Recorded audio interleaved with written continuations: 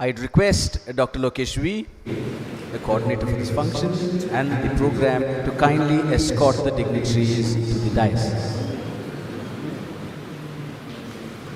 Thank you, everyone. Kindly be seated.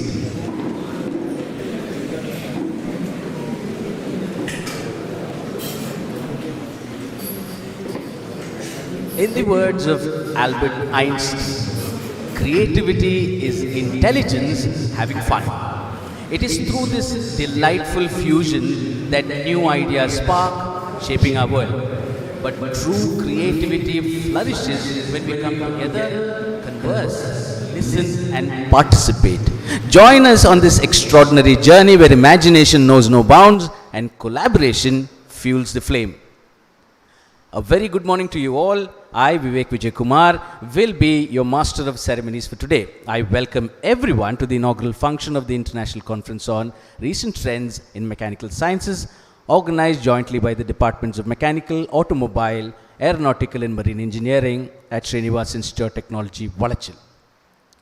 Prayer is the soul's longing and admission of weakness. It's better to pray with a wordless heart than with empty words. Prayer transcends mere requests.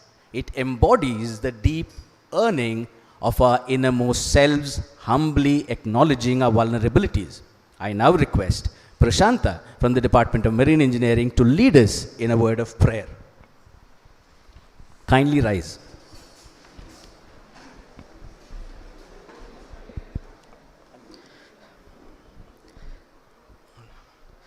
तायि शारदे लोकपूजिते ज्ञानदाते नमोऽस्तुते तायि शारदे लोकपूजिते ज्ञानदाते नमोऽस्तुते ಪ್ರೇಮದಿಂದಲೇ ಸಲಹು ಮಾತೆ ನೀಡು ಸನ್ಮತಿ ಸೌಖ್ಯದಾತೆ ತಾಯಿ ಶಾರದೆ ಲೋಕ ಪೂಜಿತೆ ಜ್ಞಾನದಾತೆ ನಮೋಸ್ತುತೆ ಅಂಧಕಾರವ ಓಡಿಸು ಜ್ಞಾನ ಜ್ಯೋತಿಯ ಬೆಳಗಿಸು ಹೃದಯ ಮಂದಿರದಲ್ಲಿ ನೆಲೆಸು ಚಿಂತೆಯ ಅಳಿಸು ಶಾಂತಿಯ ಉಳಿಸು ತಾಯಿ ಶಾರದೆ ಲೋಕ ಪೂಜಿತೆ ಜ್ಞಾನದಾತೆ ನಮೋಸ್ತುತೆ. Thank you so much. Everybody kindly take your seat. A small cheer and a great welcome make a merry feast, says William Shakespeare. And now I request Dr. Ramkrishna N. Hegde, HOD Automobile and Aeronautical Engineering, Srinivas Institute of Technology, and the conference chair to welcome the gathering.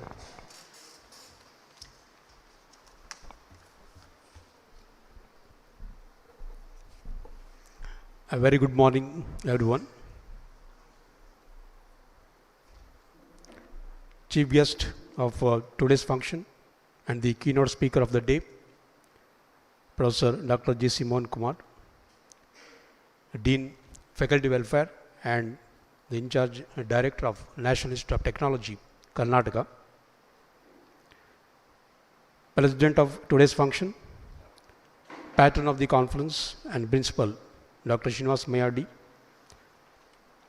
Conference Chair, Dr. Shankar K.S., Organizing Secretary, Dr. Lokesh V., Head of the departments, of all the departments, faculty members, participants, and my dear students.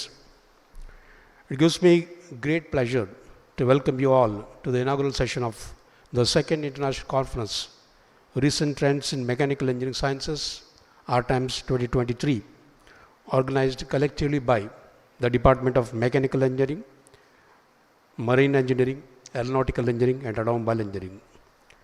The quest for knowledge has been from the beginning of time, but knowledge becomes valuable only when it is disseminated and applied to the benefit of humankind. It is hoped that Rtimes 2023 will be a platform to gather and disseminate the latest knowledge in mechanical and its allied engineering disciplines. Academicians, scientists, researchers, and students of mechanical and other branches of engineering and Allied Sciences will be able to share and discuss the new findings and applications of mechanical engineering.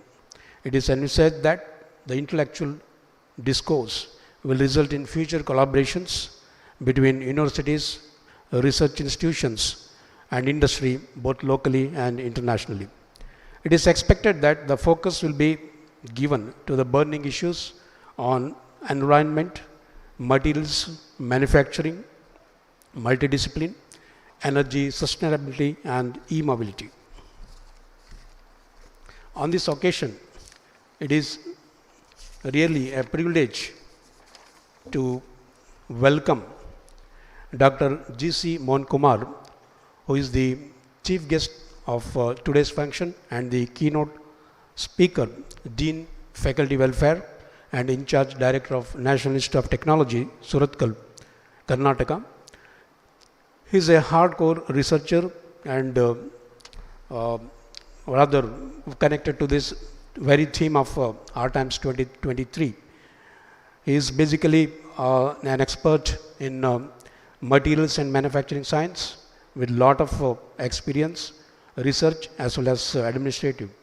A simple, cool and calm character, he is with us today to be the chief guest and the keynote speaker on behalf of the organizing committee Rtimes 2023.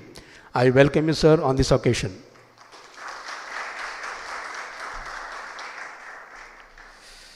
A lot of background work was started immediately after finishing the first international conference Rtimes 22 last year to make this second version with the able guidance, support and encouragement of Dr. Srinivas Mayadi, Principal SIT, who is also the patron of this conference. Today on this occasion, I take this opportunity to welcome you, sir.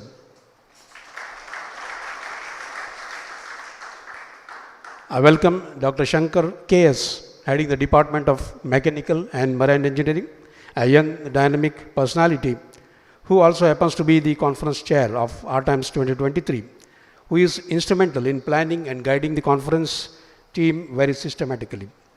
On behalf of the organizing committee, I welcome Dr. Shankar K.S. Welcome you, sir. I welcome Dr. Lokesh V., who is a man behind coordinating and monitoring all the activities of the conference Rtimes 2023 till date. So on behalf of the organizing committee, I welcome Dr. Lokesh. Welcome you, sir. Finally, I welcome all the head of the departments, the faculty members, participants, and the students. Thank you, one and all, and anticipate a fruitful interaction in the conference. Thank you. Thank you so much, sir, for that wonderful welcome. A flower cannot bloom without sunshine, and a man cannot live without love. I now request the president and patron of today's function, Dr. Srinivas Mayadi, to florally welcome the chief guest of today's inaugural function, Dr. G.C. Mohan Kumar, Dean, Faculty Welfare and in charge Director, NITK, Suratkal.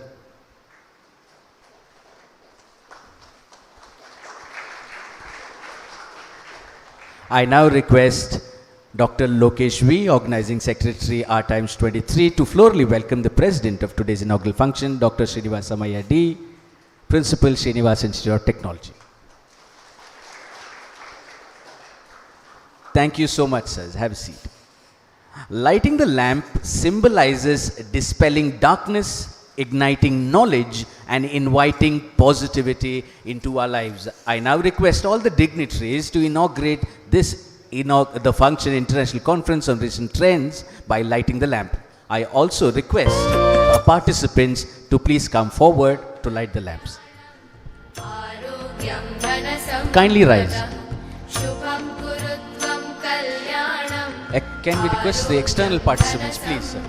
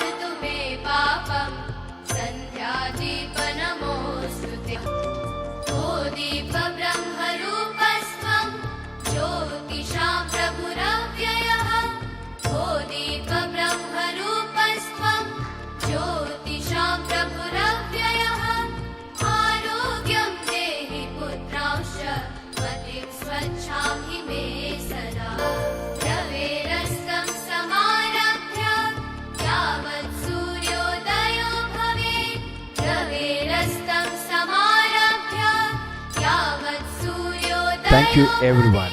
Kindly take your seat.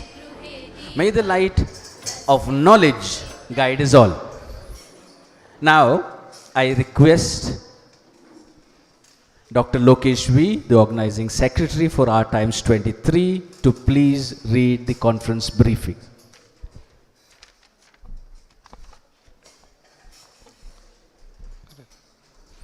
A very good morning to all of you, distinguished guests, esteemed colleagues, and dear participants.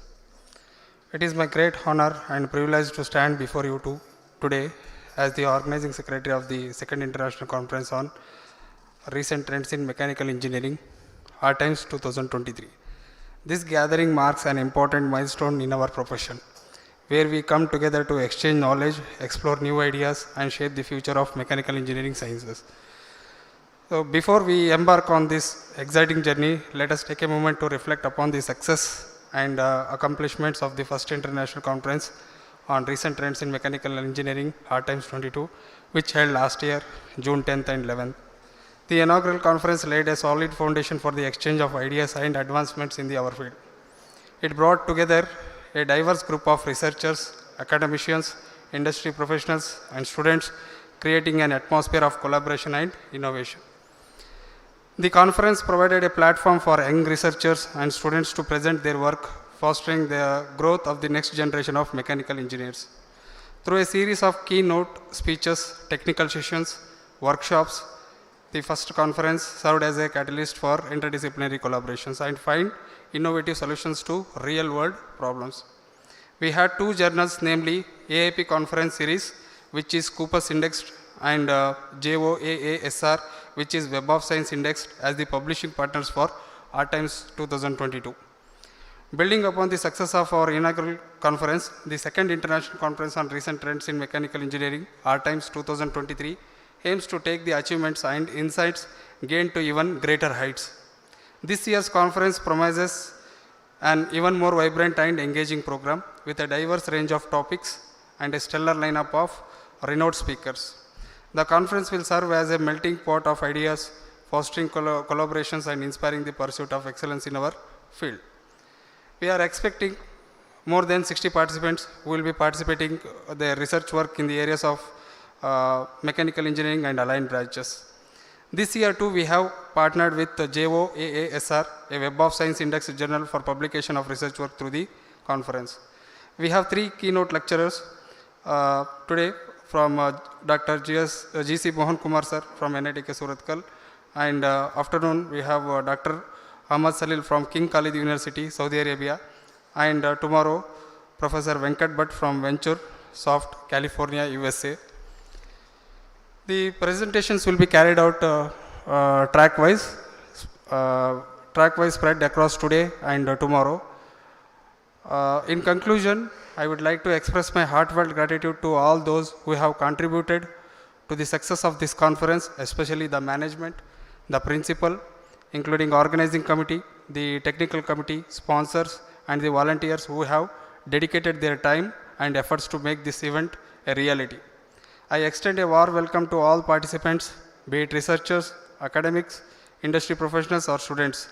Let us embrace this opportunity to engage in thought-provoking discussions, exchange knowledge, and forge connections that will shape the future of mechanical engineering.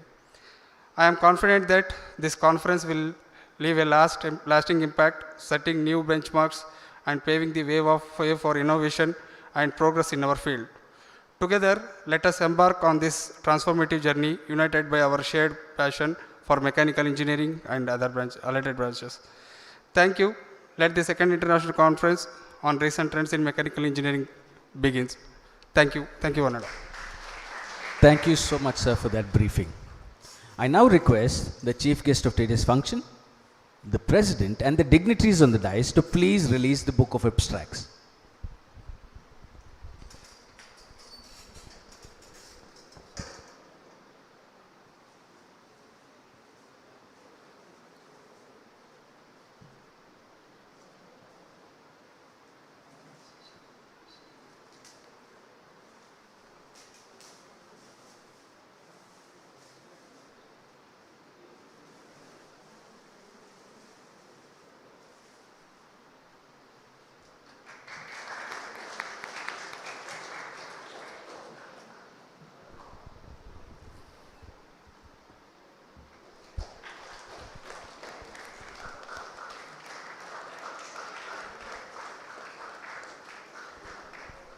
Thank you so much. Thank you so much, sir. I now request Professor Jairam Tumbe from the Department of Mechanical Engineering, Srinivas Institute of Technology, to please introduce the chief guest for today's inaugural function, Dr. G.C. Mohan Kumar.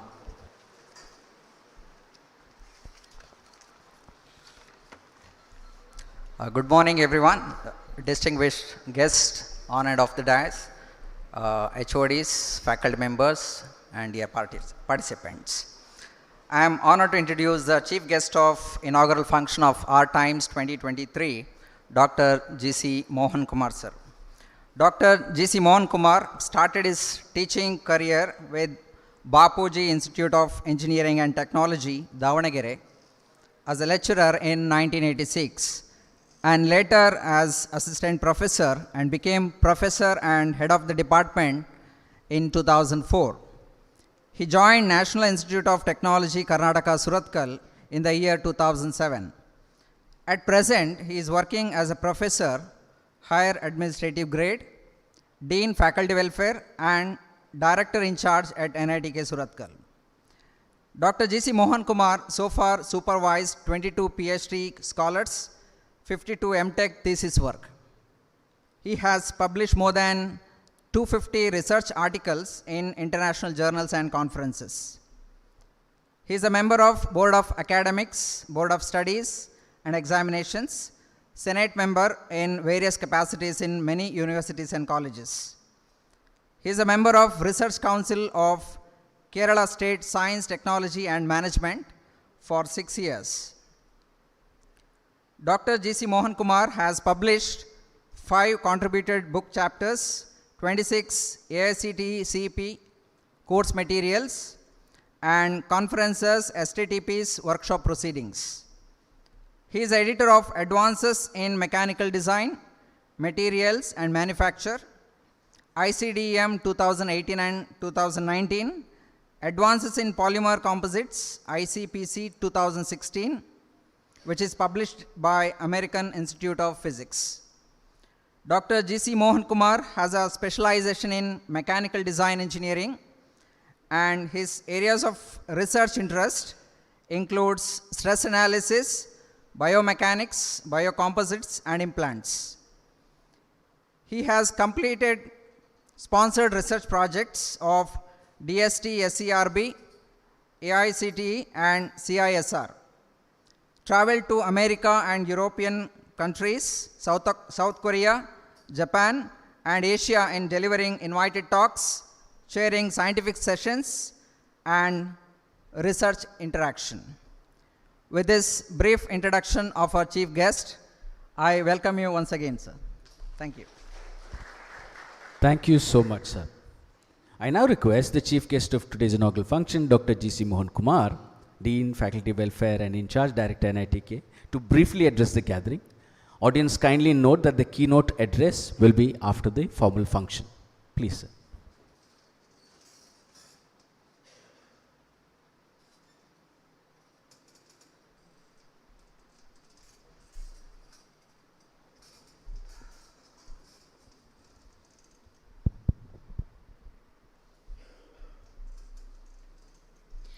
Good morning and the greetings of the day. Respected dignitaries on the dais, beloved principal and patron of this conference, Dr. Srinivas Mayar, conference chairs Ramkrishna Hegde and Dr. Shankar, organizing secretary Dr. Lokesh, head of the departments of mechanical and allied branches,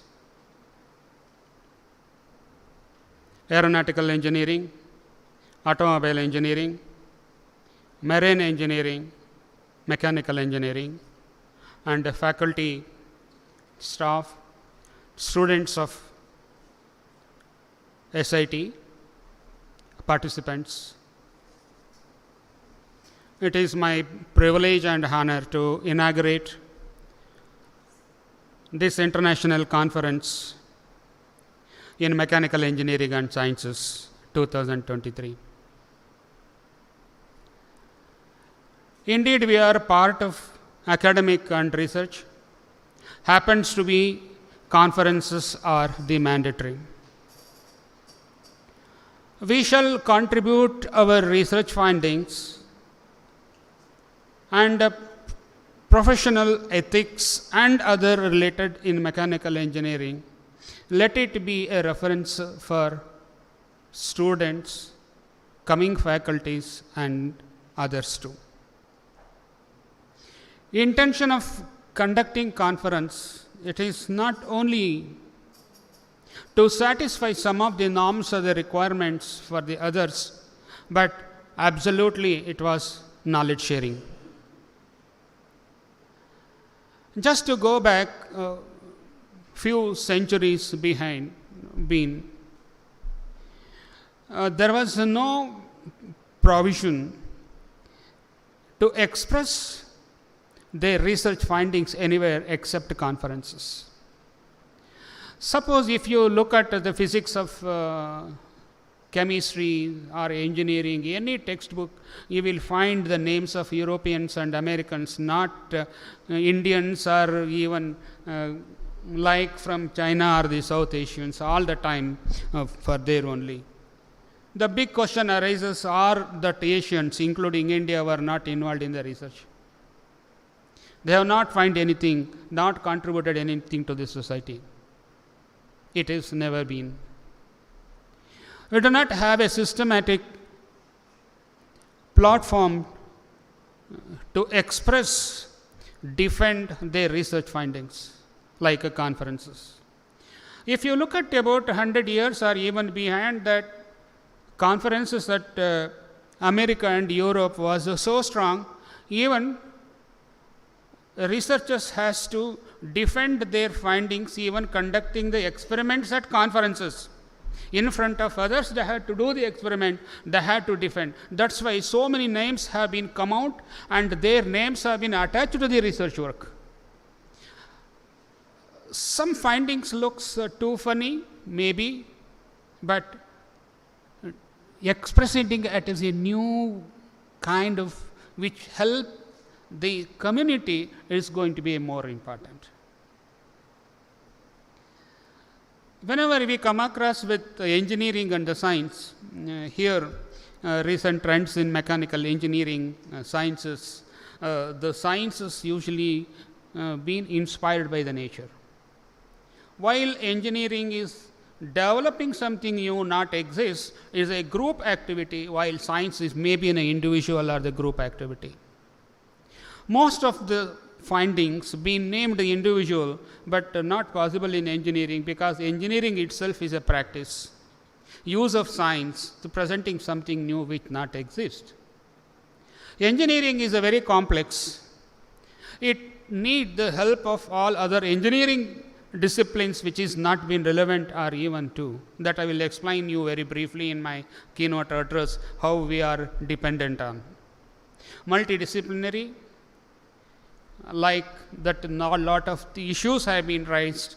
Why not engineering education be come out with multidisciplinary engineering research universities like being called MERU, MERU, that every institute need to be the thing.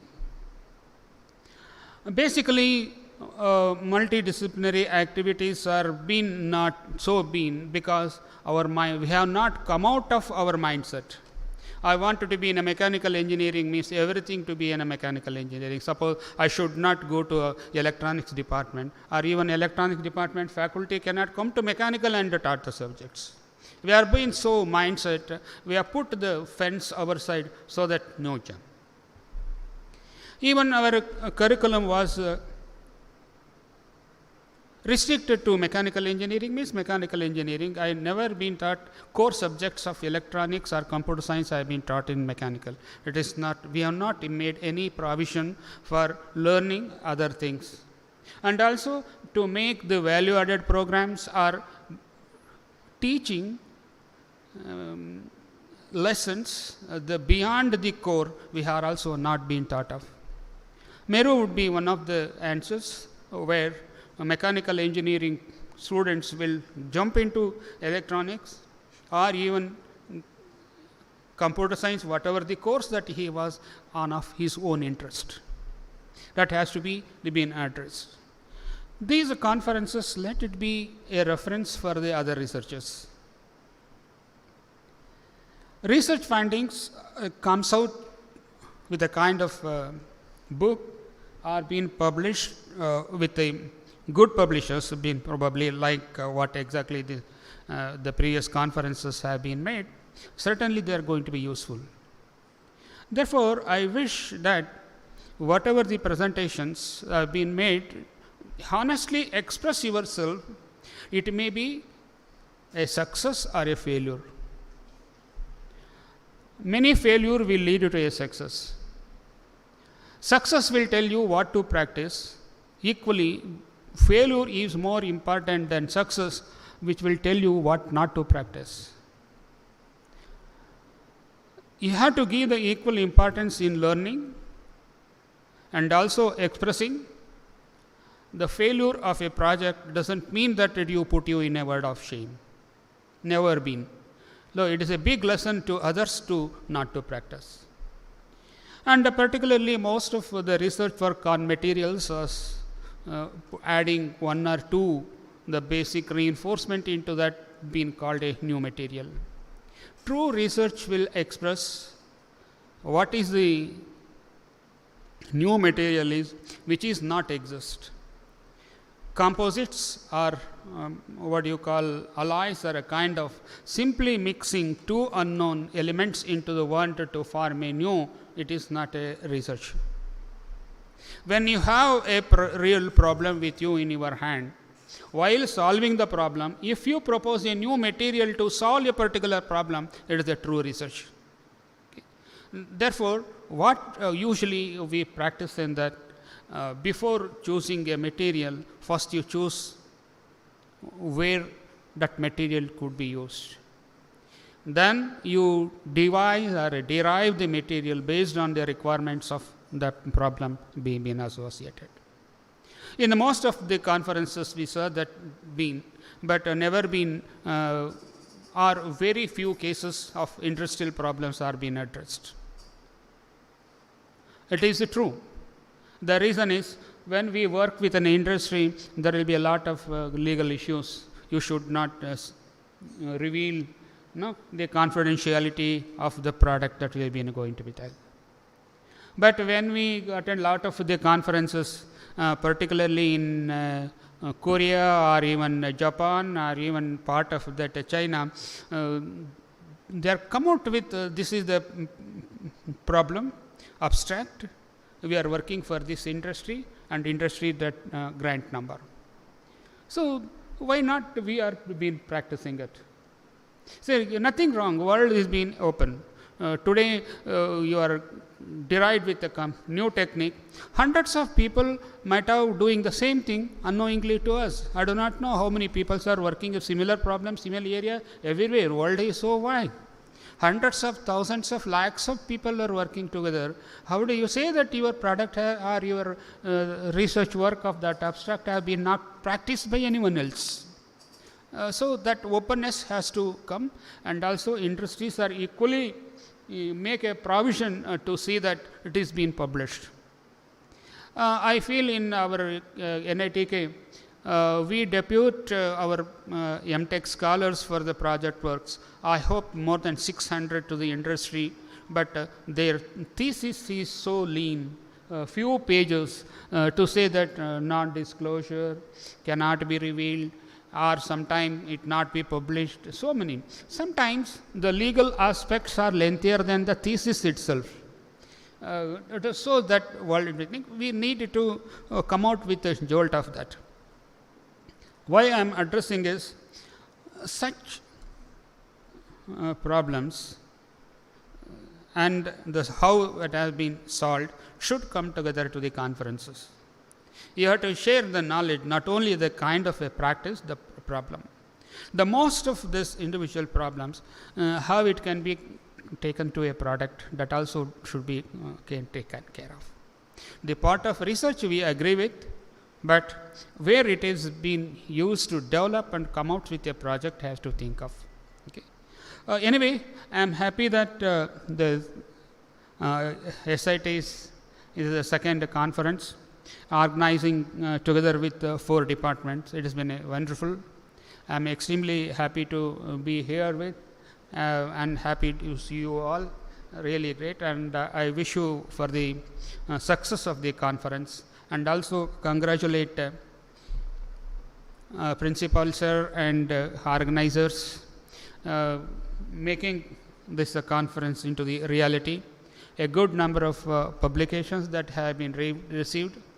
Nowadays it is a tough job to receive the papers, to scrutinize and to see that the papers are written up to the level of the publishers.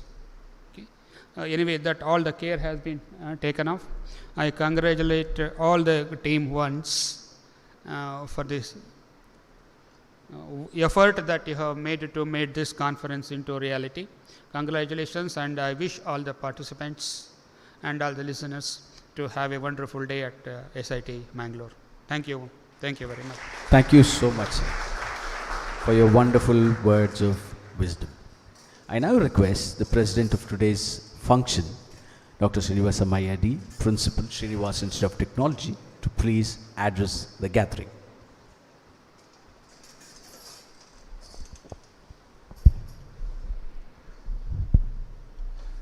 Good morning to all of you. Respected chief guests of today's function, Dr. G.C. Mohan Kumar, Dean, Faculty Welfare, and Director in Charge, NITK, Dr. Ramakrishna Hegde, Dr. Shankar, Dr. Lokesh, my colleagues, participants from other places, my dear students. Today I am very happy that we are inaugurated the second International Conference on Recent Trends in Mechanical Science. Professor is already briefed about why we have to require this type of conferences. The general idea is to be share the ideas between the research work. So if we do some research work, if we are not able to communicate to other or publish to see that others can't able to see, then it becomes not useful research. So this is one of the platforms who are doing some research work, so they can publish paper or present their paper, so they will get some ideas for improving that paper or research work. Also, the participants who may be attending the conferences, they will get various ideas on the recent developments. So keeping that in the mind, we are selected this topic for the conference. Now you can see that the heading is given is not just as a mechanical engineering, it is a mechanical engineering science. So professor is already briefed ABO that how science is related to mechanical or engineering related to science. So science is fundamentals for all engineering. I hope all of you knows that. You start your engineering students generally starts learning physics, chemistry and mathematics from 11th standard onwards. That is the continuations. This engineering is the application of science. Science, some research work is carried out, they are found something, but how you can able to apply for the development of applications, so that society can use that applications and get benefited. That's how it is get related. Earlier days, mechanical means only mechanical engineering is involved. Now you can see that no products is come out without interbranch disciplines. So every mechanical product required electronics or computer people. Even computer products are required by the mechanical people. So the paper may contain all the department works. It's not required only to be the mechanical department works, but the general application is a mechanical, but the support of other branches of engineering, the mechanical people can able to produce very good products. Now look at many recent developments in mechanical field. It is to be happening as a electrical vehicle, EV, as a best example. Every day upgradation is happening in the electrical vehicle. As a mechanical engineer, you see that new type of battery is going to become very shortly. Lot of research works is carrying out on that by many of the experts. But only the restriction, as our chief guest is already told, professors or research institute share the ideas with the public through the journals, but industry people, as take a legal issue, they will not publish any ideas to the general public. Only they have a thinking of making the profits out of each ideas. This is what is the differences. So this type of conferences surely help for all the people, and whatever will be we discussed here in the conference, it is available in the internet. Anybody can access, they can develop further. Like that approach is there, surely science will grow up or research work will be improved. So for inaugurating this second conference, we are just discussing who is the best person. So one of the leading research institution in Karnataka, okay, is NITK. We felt that immediately we have to call the people from NITK. So automatically the first name ad came to the director of NITK. At present there is no permanent director will be there, only visiting director will be there. So professor will be the in charge director of NITK, as well as he is the mechanical research fellow. So immediately we contacted him, he readily agreed, even though his busy schedule.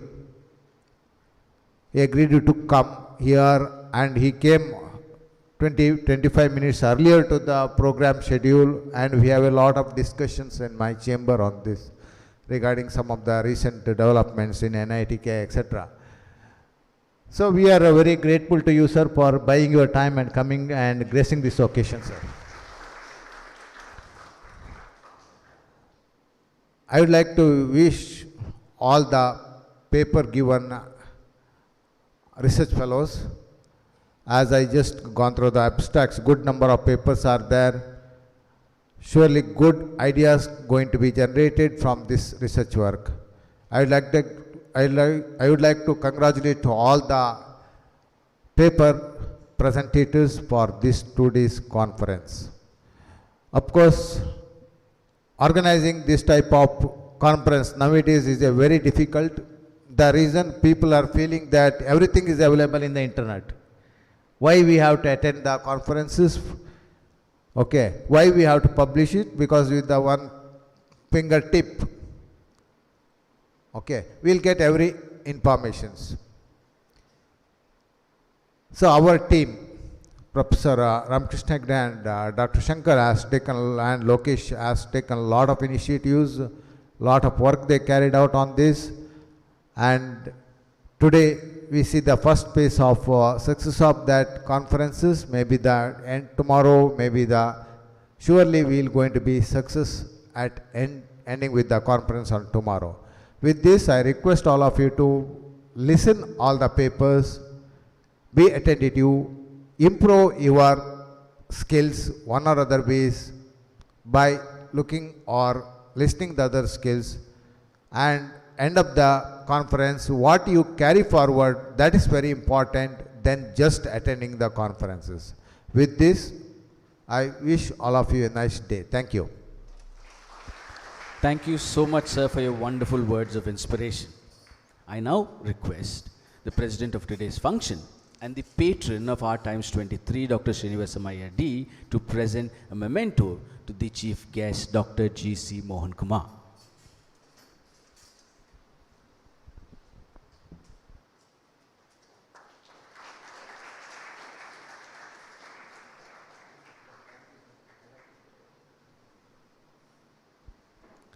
Thank you so much, sir. Gratitude is the key that unlocks the doors of opportunity and abundance. I now request the conference chair for the International Conference on Recent Trends in Mechanical Engineering, Dr. Shankar K.S., to propose the vote of thanks.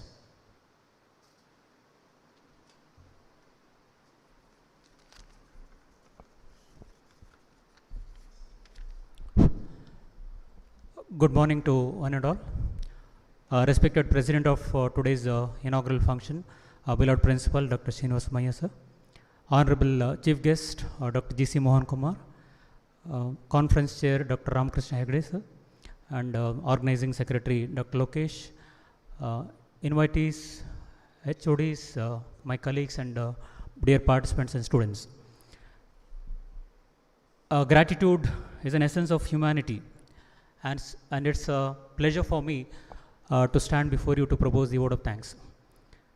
At the outset, I would wish to acknowledge our sincere gratitude to the management, A. Shamra Foundation, in the absence of our Honorable Chancellor, Dr. C. A. Raghavendra Rao sir, President of A. Shamra Foundation, and Vice President, Dr. A. Srinivas Rao, Pro-Chancellor of Srinivas University, who have been source of inspiration as well as the guiding forces for our success of all the events happening in the institute.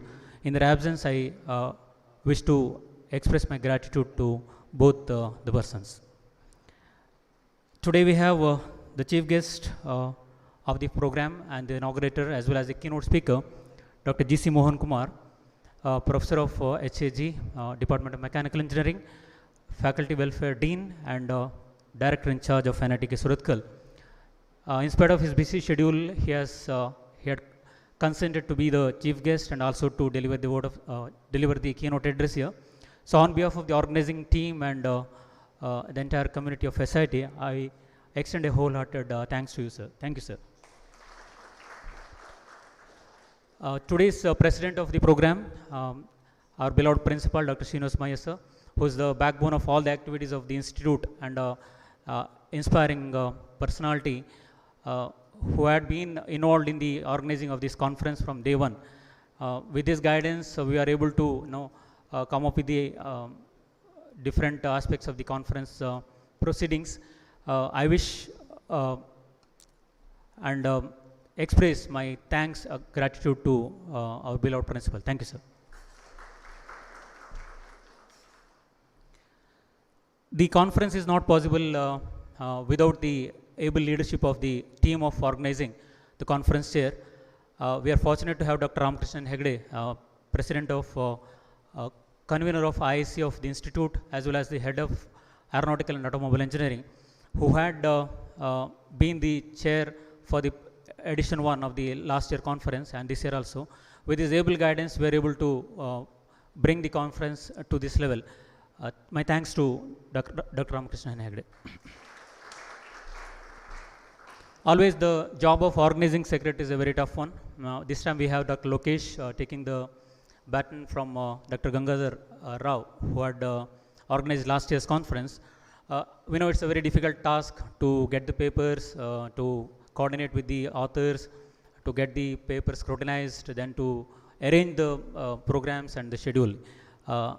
He has put a lot of effort with his team, and my congratulations and gratitude to Dr. Lokesh. I would like to thank the heads of departments. Professor Nagaraj Hebar is here, Dr. Surya Krishna was there. Thanks to professors and my colleagues. Also wish to express gratitude to other keynote speakers who will be joining today. In the afternoon, we have Dr. Ahmed Salil from King Khalid University, Saudi Arabia, who will be joining online. And tomorrow we have Sri Venkat Bhatt, CEO of VentureSoft Global, California, who will be visiting. He's already here, and tomorrow he'll be coming and delivering another keynote address. On behalf of the organizing committee, I thank both of them. A conference will not be a success unless we have the contributing authors. So their effort in putting the paper and trying to come over here, some of them have joined in the online mode because we are having this conference in hybrid mode. Many of the outstation authors have joined in the online mode, and we have some participants in the offline mode also. I would like to thank the participants of the conference for the contribution and their effort in making this a success one. Thank you. The conference of this scale will be difficult to be organized unless we have the support of the sponsors.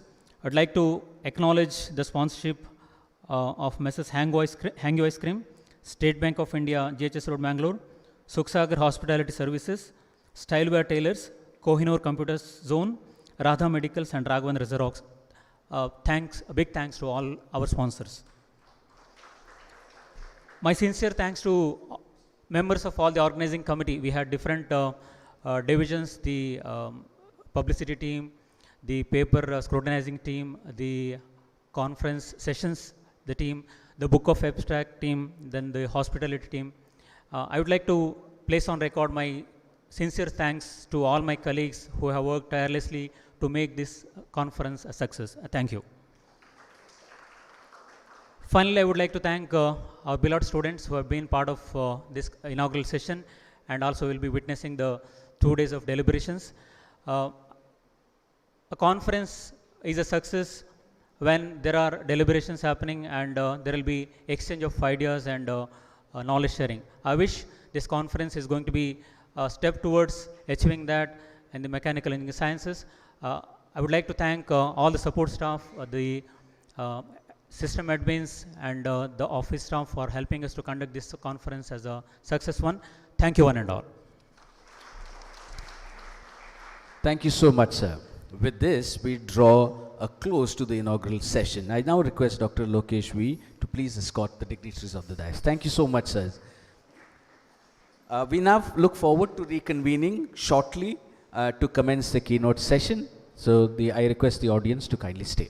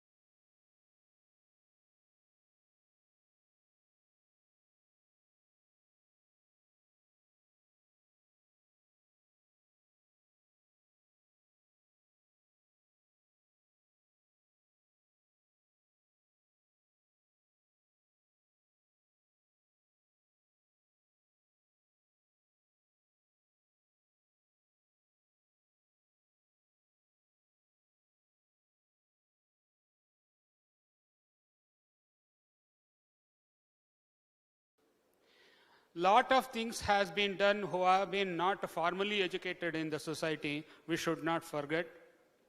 The things are much, much higher than to expectation of anyone. To practice engineering, not only a degree is required, even without a formal education, people can do much better than anyone. What exactly Government of India now proposed a new post of Professor of Practice. Even without any formal education, he will become a professor because of these past experiences. Just I will go to narrate the past, even the kind of what has happened about 3,000 years back. I would like to draw your attention. Just you go through a few slides of it. I will narrate what is the engineering and how it has been practiced over not only centuries but also many, many centuries. Before going to that, just I would like to introduce my institute where I was working.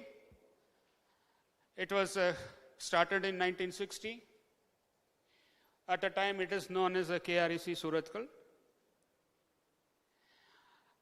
And later in 2002, it has become National Institute of Technology, Karnataka, a premier institution. We are in the core education, that is academics, the research, and beyond of research and consultancy. We have been placed one of the top 10 institutions in India.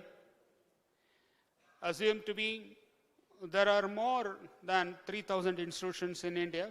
We are placed the top 10 ranks. We are being more competitive. And also, overall, including that various universities, we are placed 27. And also, world ranking of that QS in India, we are being placed 63. When you come to the mechanical engineering, more than 5,000 students being passed out from this institution. We will find them all over the world. They are doing very good.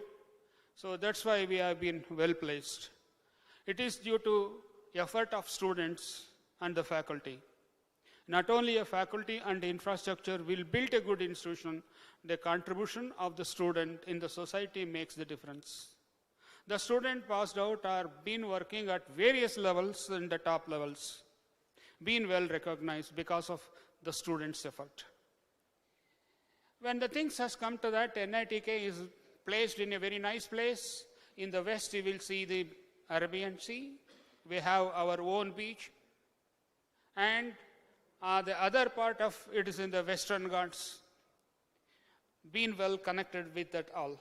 That NITK is placed in such a beautiful place of that greenery that you will see that the various things. NITK has all the facilities, infrastructure, laboratories required for academic and education. Recently, we have added a huge facility called Central Research Facility, very advanced equipments and facilities to narrate the research in NITK Surathkal. This is my brief biodata, already been introduced. When the things has come to that engineering, who inspired what exactly is? Itself is inspired from the nature. The meaning is, during conversations and the talks that have been made, what is the science and engineering? The nature of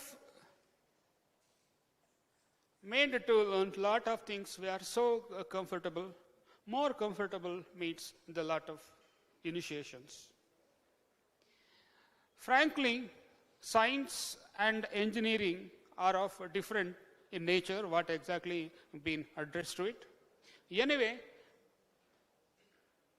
adding the living comforts, make the world more materialistic, artificial, never been natural.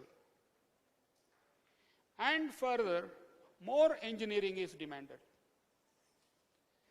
Just we are walking a few kilometers, say hour, but I want to read things in a few minutes or in a few seconds.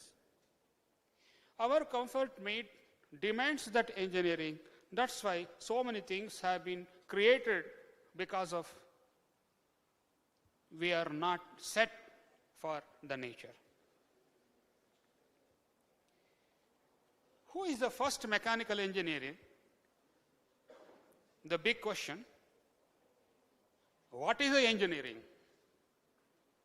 So why I would like to always to begin with some of the examples of mechanical engineering is, truly you will appreciate the science or engineering practice over 2000 years. It is not new. If you take that example of Ito, who built the pyramid, you will be surprised. He is a first mechanical engineering on records been available till today. If you look at his the personality,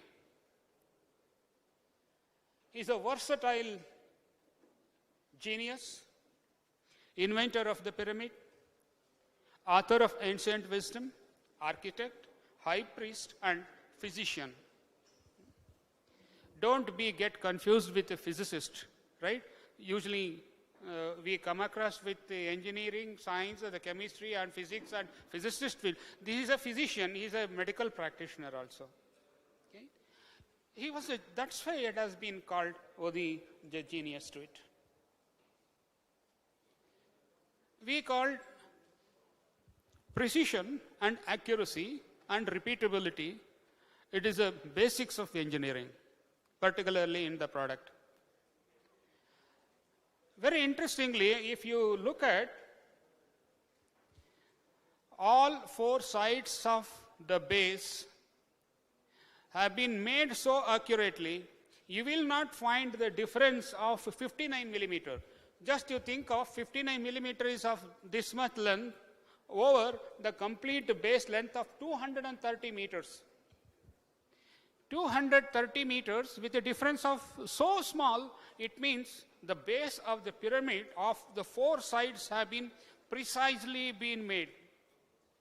At that time, there was no theodolites, there was no metallic, any kind of measuring instrument, but the accuracy of that artist that has been made so thing, unimaginable. And also, if you thought of angle between the two sides of 90 degrees, 90 degrees means almost 90 degrees, because if you look at the degree, 0.07 degree, it means 89.93 or even less.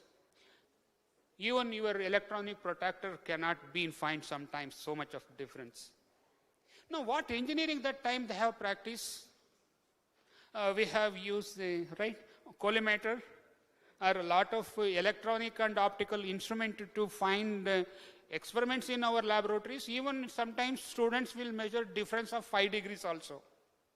See, just I'm talking about the things that happened 2000 years back, so much of accuracy have been built with. The question of repeatability, that is going to be in engineering. We deal a lot of things, particularly in engineering. While you manufacture a product, if you have 1,000 product, all should be identical and unique. Right? If you take a bolt and a nut, bolt is manufactured separate and nut has been prepared by some other company at this somewhere, but when you assembled it, you feel you are comfortable. Never been a mismatch. Suppose if there are thousands of such things, we never find a difference. That is the repeatability of a product. While manufacturing hundreds or thousands or lakhs or crores of product should be unique. Right? That's what exactly. What happened to the pyramid? earlier to this. Another things, the repeatability when it comes to the pyramid, rock blocks have been prepared. That number is, just I remember, 1,44,400 blocks. Just you imagine. Gentlemen, please be comfortable. Don't irritate others. Number of blocks have been prepared is 1,44,400 blocks. Each blocks weigh 15 tons. The number of blocks used to pyramid. Lot of more than hundreds of books are available on pyramid and engineering. And what they say, all 1,44,400 blocks are unique. You cannot find a difference from block to block. Manufacturing nearly 1,500 blocks accurately enough not to deviate from 0.1 inch of each block, weighing 15 ton. It is not an ordinary work. It is extraordinary and super. Even today, pyramid is a challenge to the engineering.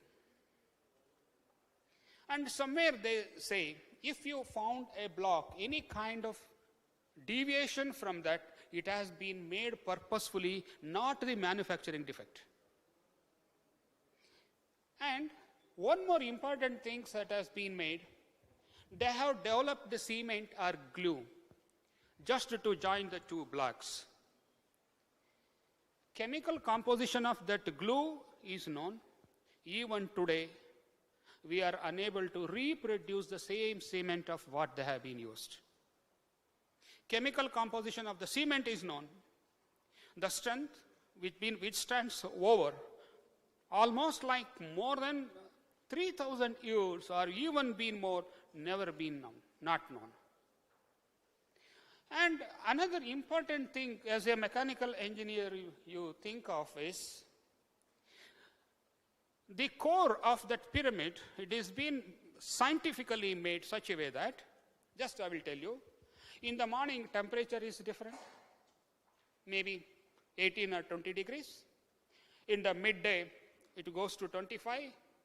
After 2 o'clock you will see reaches 30, and in the evening comes down, right? In a day temperature fluctuates. Will it be the same in the rain season? No. In a day temperature is different. In a day it changes, with the season that also changes. But in the core, the pyramid, the temperature is 20 degrees. That will not change with the day, or it will not change with the environment.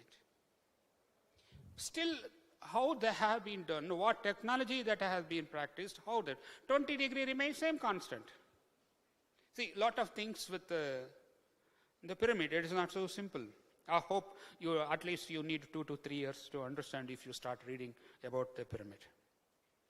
And very interestingly, that mathematics and the great period, if we continue to it, the value of the pi, right, 3.140 something that it will goes, at a time they have been used it, right? The scientist, the name is a pi, that's why using the pi, right? 22/7. If you look at this pyramid, the circle and what do you call it, the square, the length of it have a relationship. That is, if you divide it, you will get the value of the pi. And also, if you look at this, this part, it is a slant height of the pyramid. If you extend it by half of its base of the pyramid, that will be extend to it. Then, if you draw a circle through that area of the circle and the rectangle formed by equal to the area of that circle are same, that again the pi has come into the picture, and the frame is called the golden frame even today.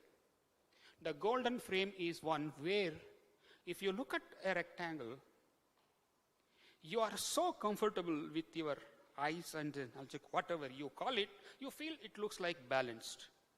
Width is not more, height is not shortened. It is not like, it is a proportion of 4:5. Okay? The first 4:5, it is practiced in postcard. You might have not seen.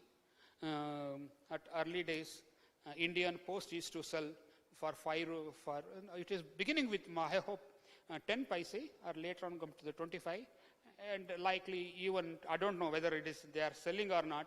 The frame of that postcard have been made based on this. It is called the golden frame. See, it was the best practice. And also I am surprised at the time when we are kids, I am talking about 50 years back, all the correspondence with the open letter, the people used to write in open, no confidentiality, no such things has happened. Now later on, covered seal has come, right? Now a lot of things have been covered. We do not know to whom we are talking, from where we are receiving emails, right?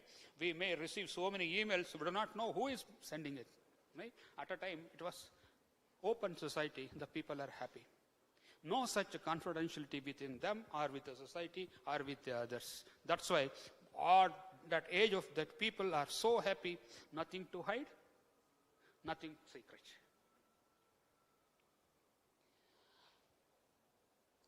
Another wonderful thing was there, particularly the casing. The casing at the tip of the pyramid has been polished in such a way that in the daytime, when the sunlight falls on that, it shines. I'm talking about the rock, not any kind of the other material. Casing was done full, but over many years and centuries, because of that earthquake, gradually it has been sliding out of this. Finally, that has been lost.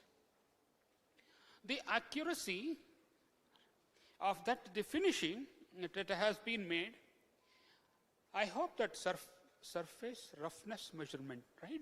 We do in mechanical engineering, surface roughness measurement. If you measure the surface roughness of all the stones over that head, it is approximately same. Even if you take a sample of 50 millimeter, if you measure it, at different places you will get a different roughness. We take the average value, say this is the roughness of this. Average value of the roughness we have been taken, the average value of we've been addressing. But what happened to the technology, those people having the roughness value approximately same over a length of kilometer. Now see, that science and the technology has not been developed nowadays. It has already been developed by the Asians. Okay, there are a lot of histories, a lot of interesting things with the pyramid. I will not go into the detail because now it needs hours and days together to cover that pyramid. So what are the things have been summarized? It is in these slides. Why I highlight the engineering and the practices over the centuries, whatever the things we are practicing, it is not a wonderful thing that has been a practice. Engineering is a practice. Medicine is a practice. Not by just acquiring any kind of degrees it will not come into. Because most of the medicines will become histological. Others, how they are practicing, they will be in practice. More of scientific, that needs the kind of the challenges. You will be surprised what exactly in the keynote address we are showing. The mechanical engineering, the first automotive starts with R's.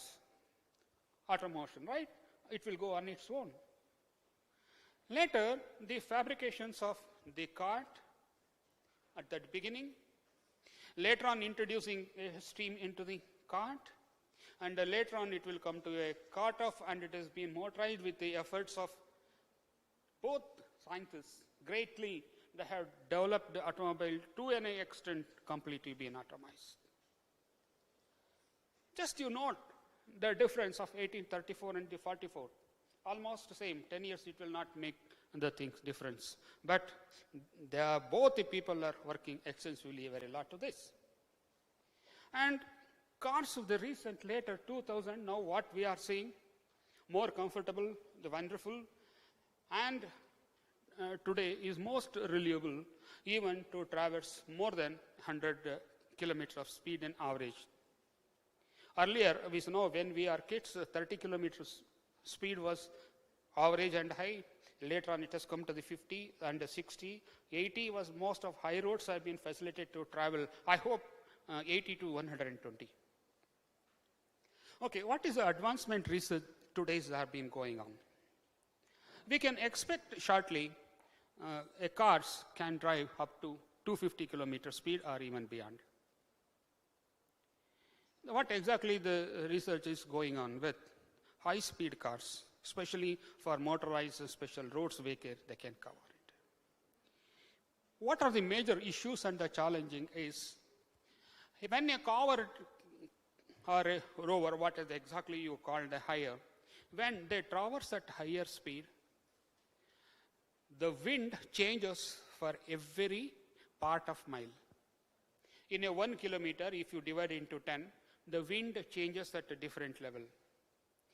Car driving will become a tough job. Steering will become a tough job. Then what the present research is going on, car will measure the wind speed coming out of that, variation in the load coming on that phase, that will drives the speed of that car. Automatically that will fluctuates the fuel and lead to a comfort steering.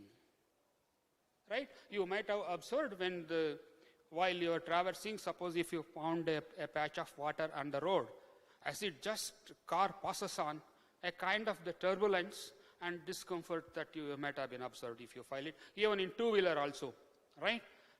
A ditch of water, it comes, speed comes down, or something like without thing. Okay. Nowadays, cars have been driven such a way that irrespective of such environmental disturbances, you are being more comfortable. Even some of the cars presently have been made a kind of a special attachment, that is the change in the wind speed or kind of that water car gets on the road or even beyond of the patches that car will manage itself. The tire inflation, I'm talking about more of the mechanical engineering, what exactly the things going on. The road grip and the road tire inflation and the road conditions are going to be very important to make a drive very comfortable, smooth and constant. Nowadays, the tires have been available, automatically inflation pressure will change within the tire itself. If the tire pressure needed to be increased, increase the within and also. The most of the time air has been replaced with the coming tires will be flighted with the chemicals than the nitrogen or the air. That will manage itself with a lot of things. So much of things are going on with. Again, I'll go back. It's the most funniest part of it. It has a meaning. When you look at the cast iron box, you may not have seen, when the things as metal has been changed over years, and later on, when the things has come to the electrical, the first two parts are the purely mechanical, thermal. When the things has come to the electrical, right, been a heater, only electric wire and the heater has been taken. Later on, temperature control, right? The turning the knob with a different, that also come into the picture. Mechanical has come to the electrical, electrical come to the control. Right. And later on, automatic control. If you set the temperature, temperature will set automatically without your intervention. Right? Here, not only mechanical, electrical also come into the picture. And further, if you go for the next is, looking at the texture and type, temperature will set automatically. That you will see in the most of textile industries, looking at the texture and the material, temperature will set automatically. Things as from mechanical to the electrical, electrical to the controller to the electronics, it is slowly been jumping into that. One of the latest things is available even beyond in industries, that different types of textures temperature will set automatically. You need not do anything. Everything will do is being known as artificial intelligence. The control part has come with the artificial intelligence. Gradually, we are moving from mechanical to this. If you look at the various gadgets of I hope that you are being more familiar, including your mobiles, laptops, computers, so many components that it has.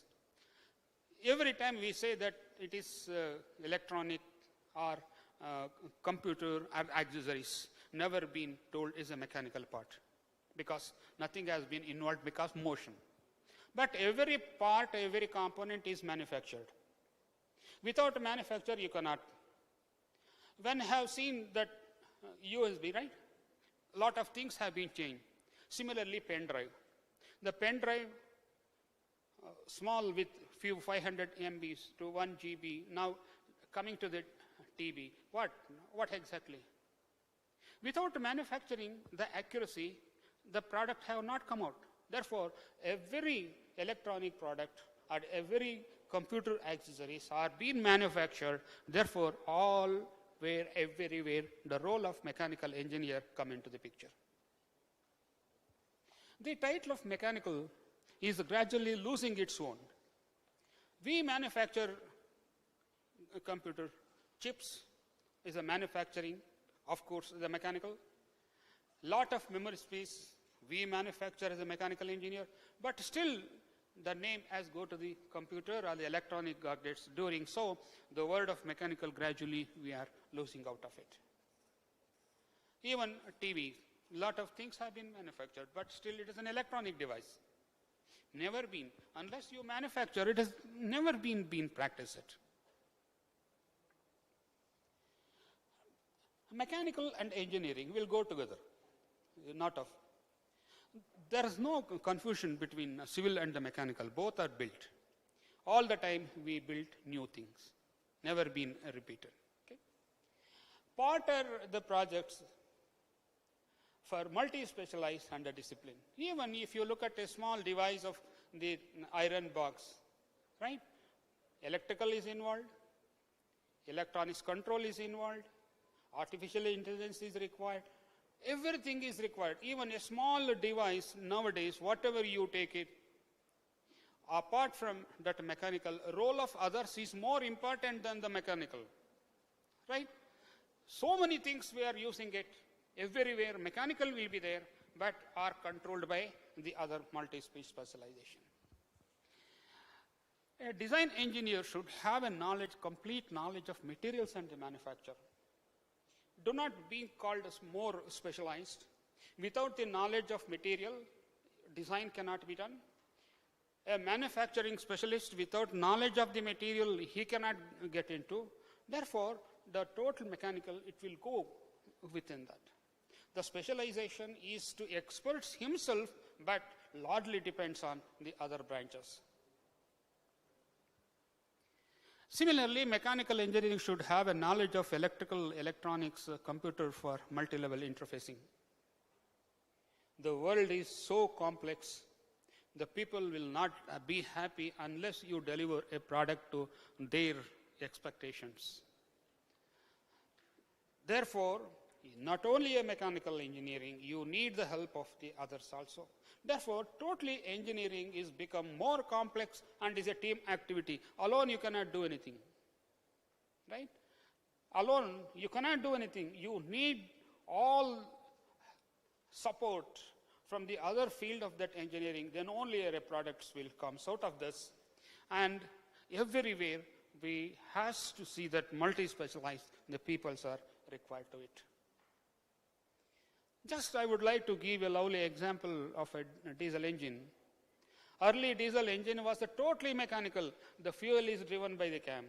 Valves are operated by cams. Pumps are driven by the gears. Everything is a unit of mechanical diesel engine coming alone without any intervention of any other. How it has been gradually changed over years. What is the present thing? Just you will see electronic speed measurement and control. Governors, mechanical governors are replaced by electronic governors nowadays. Nowhere been mechanical things have been replaced by. The fuel quality check and the data of the fuel storage. Even in a small car that you will see, not the fuel check, at least the data of how much fuel available in the tank, right? It is not of mechanical, it is completely of the electronics kind of things that made and it is available on your screen. Electronic control fuel injection. Almost all nowadays, most of modern engines are driven by, not by mechanical, right? Then you look at exhaust gas quality and the measurement and the feedback action. We have come out with the BS3, BS4, BS5 and so many things, what exactly that meaning is. More efficient engine with the minimum fuel and see that environmental conditions are being driven so that all standards have been met. Okay, now say without the exhaust quality measurement, it is impossible now too. Then you look at assessment of delivering power demand. What exactly automatic drives are come into the picture. Even most of the vehicles nowadays are available in the case of the ramp or the slope. If the car will, in case, stops, your car will not go back. It stops and held, right? There's a lot of, again, lot of sensors are being used. Then assessment of, another new things has been added nowadays, the disengagement of drive over accident. I hope we are heard of opening the air bellows in the case of that accident. Nowadays, in the case of accident, it means when at the high speed is a kind of disturbance that stops in the case of that engine will disengage itself so that no power will be transmitted to it. Okay, there's a lot of things has been made. Electronic vibration and isolation of control is a huge, particularly racing cars and also very expensive cars. Engines are of huge and higher capacity. They need to isolate the complete that engine from the chassis so that the driver should not feel that being heavy. So it is also going. Even some of the cars nowadays been computer controlled isolations. And also finally you will see that computer driven heavy engines. Nowadays to drive that heavy engines, it is just impossible to that. Even you take an example of a railway locomotive. Earlier we called the diesel locomotive, but a diesel locomotive has been attached with the electric generator. That generator drives the electric, then the power is being transmitted. It is not so. A diesel locomotive means it is driven by electrical, not by mechanical as what you see in the steam case. Okay. Lot of things. The recent developments and challenges in mechanical engineering broad areas of material lead to technological advancement, innovations and achievements. Individually there will be an achievement, but when the things has come to the product, should the achievement of all and everything. Computer aided applications of mechanical engineering, it is a new word. Earlier we goes to CAD, CAD, CAM or CAE or something like. Nowadays all together it is coming to us a CAAM to make the easier analysis, simulation, visibility, processes and including artificial intelligence. Lot of sensor has been used. Particularly if you take an example of your mobile, so many sensors are being placed inside. Even you can use the mobile as a compass, right? The compass, it is available, right? There must be having a kind of a sensor to identify North Pole. There will be a sensor, right? You take the picture. While taking the picture, the opportunities or lot of things has to be done. There will be a sensor. Light, when we are in a focus, background will be sensor.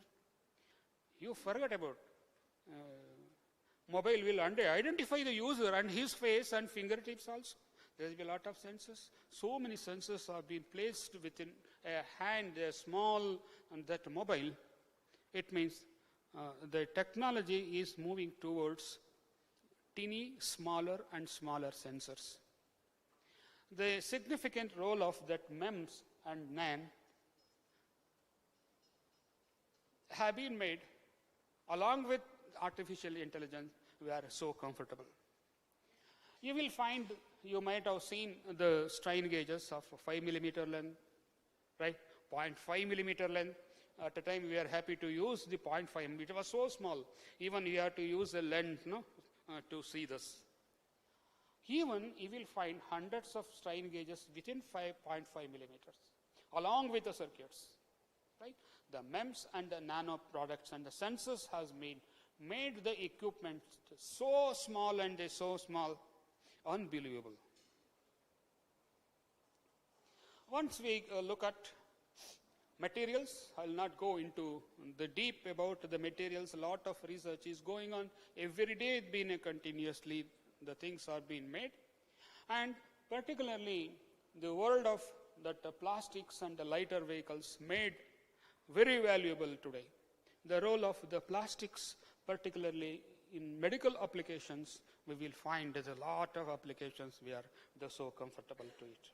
Not only, earlier it is going to be, I wish to highlight introducing carbon fiber plastics to the world has been touched in all the industries, including implants.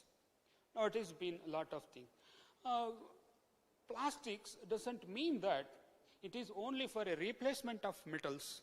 Also, nowadays, plastics have been successfully used to replace the living tissues and the bones in the body. See? A lot of work has been going on with. It is about the sense and the MEM.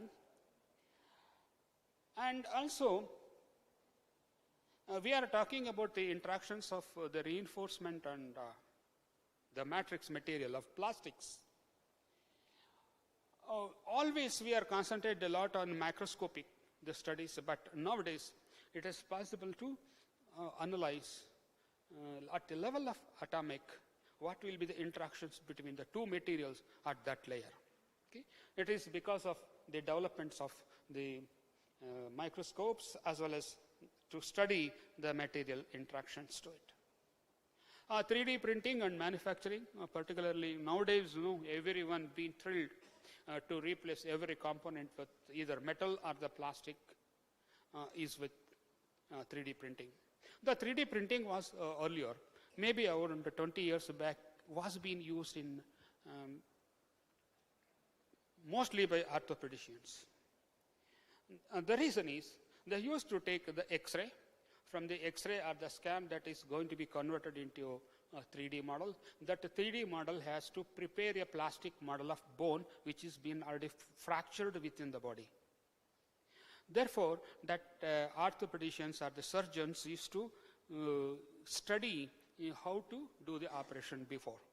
So, the first successful 3D printing of the product has come for medical. Later on, it has been extended to all other part of engineering. 3D printing has touched almost all the field, even in larger scale. Even I hope NITK we have 3D printing up to 1 meter and height of 1 meter. Such a big product can be fabricated within that. Nowadays, the 3D printing is going to be very cheaper, not as been the earlier to this. Towards biomedical engineering applications, nowadays you will find a lot of research is going on medical tissues, replacements, and particularly by mechanical engineers. One of my good friend at Singapore, he is working on the heart tissues, including surgery. But basically he is a mechanical engineer. There are a lot of the replacement of wall cells, that within that lot of work is going on with mechanical engineers in the biomedical.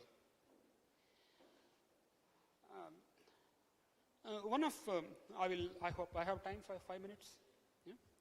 Just I will present a short paper on development of the PVA plastics for replacement of the cartilage. Cartilage is the end of that bone in the joint that it covers, the end of the bone, and it is going to be an important part of it.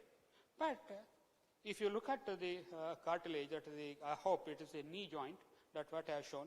At the end of the bone, you will find these cartilages. Okay?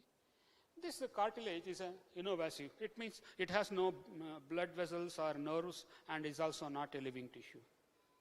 It is simply like a sponge.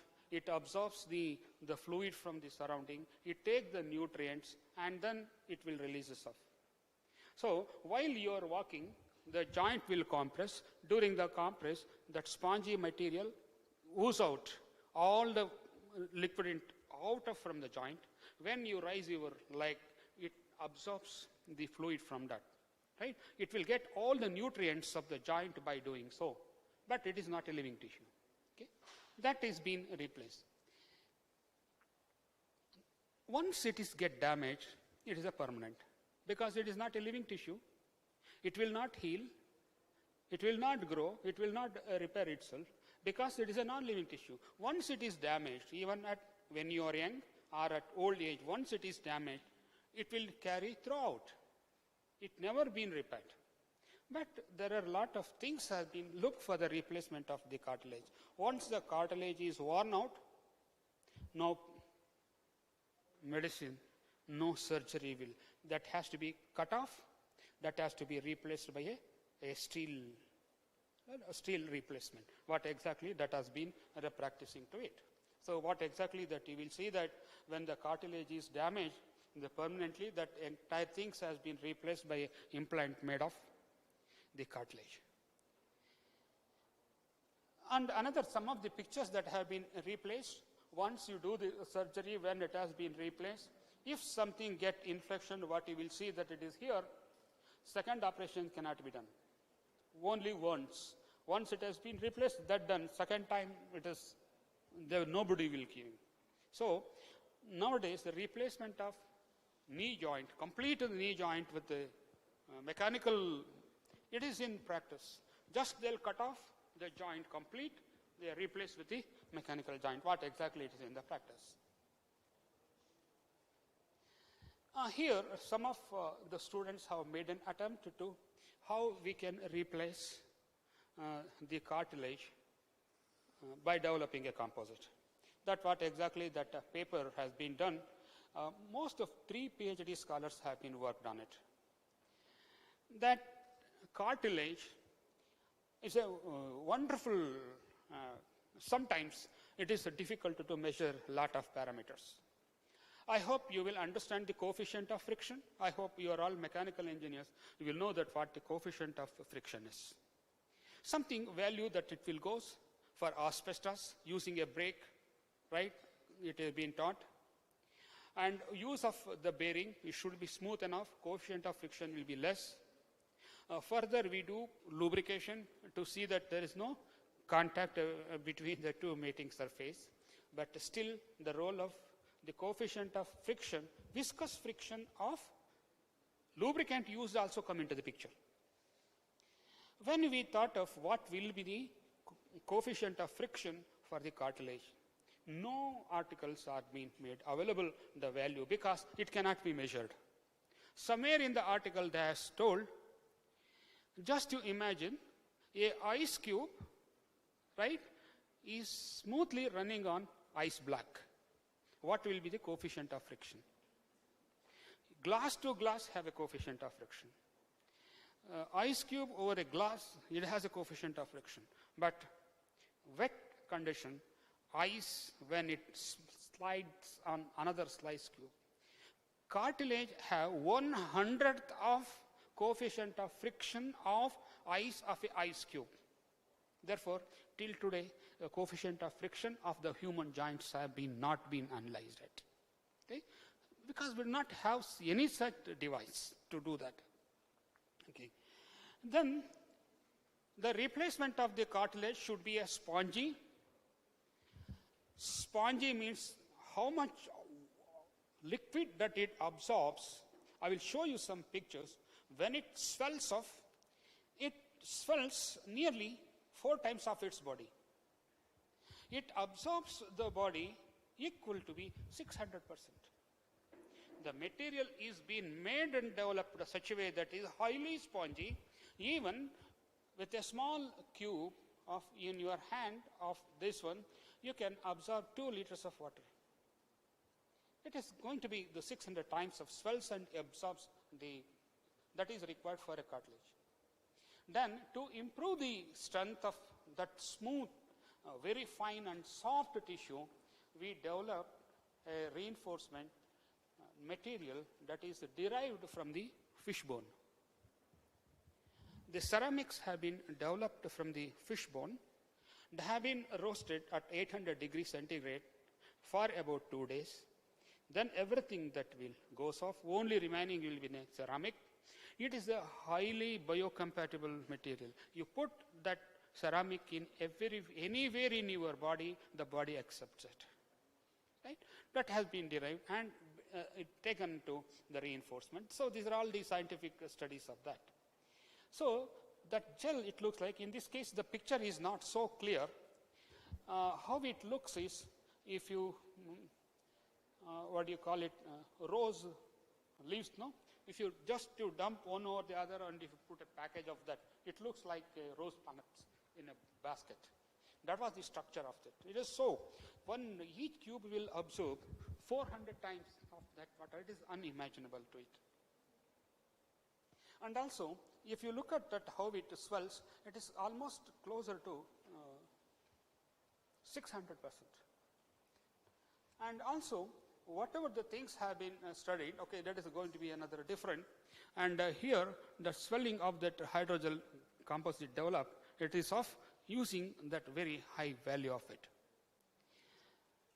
The dynamic analysis has been done to assess some of the values where we could not measure it. Then how to measure the coefficient of friction?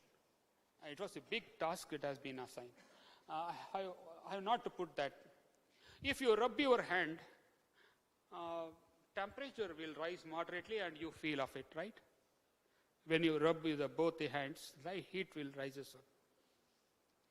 Similarly, if any products have been rubbed against a particular material, temperature rises. And here, the sample was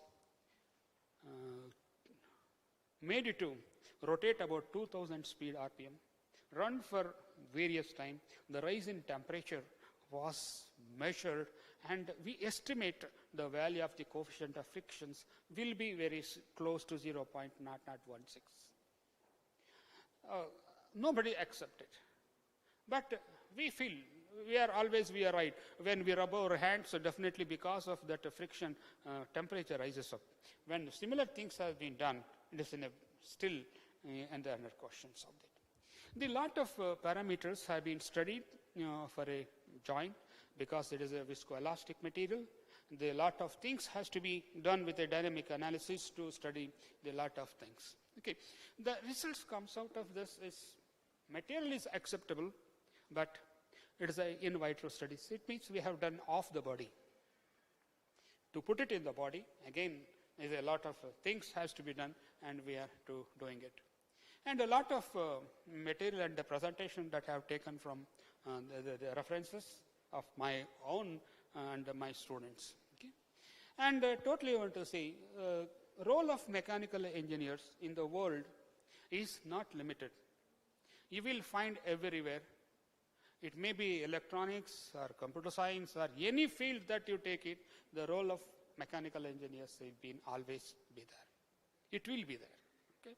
Therefore, to conclude with, role of mechanical engineers in the world today make the life so comfort. It is due to effort of continued effort, not only these days, over say many centuries too.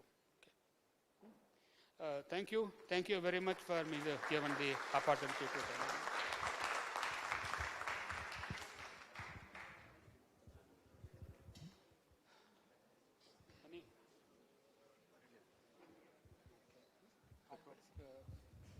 No more questions.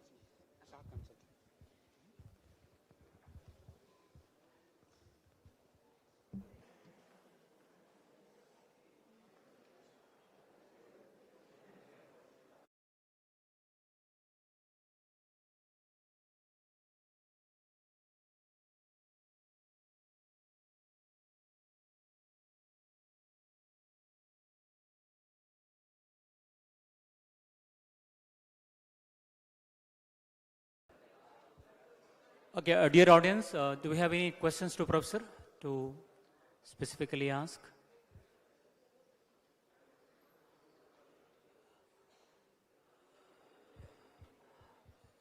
Okay, if there are no questions, I think we thank Dr. J.C. Mohan Kumar for the wonderful session, for enlightening us what a mechanical engineer and what is his role going further in the changing ages, where we need to collaborate with other branches of engineering and make life easier for everyone.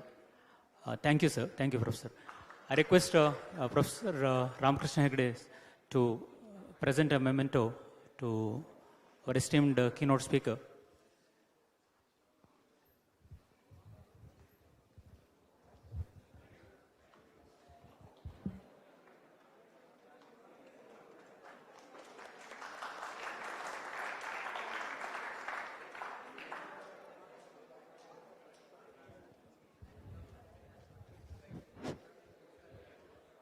Okay, with this, we come to the end of the keynote session for the morning.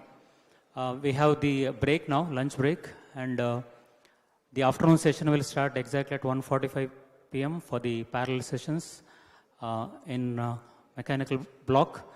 Thereafter, we have another keynote address by Dr. Ahmed Salil from King Khalid University, Saudi Arabia, on use of phase change materials for human comfort. So that is his topic. He is going to dwell in online mode. Thank you one and all for joining for the current session. So we'll meet after the lunch break. Thank you.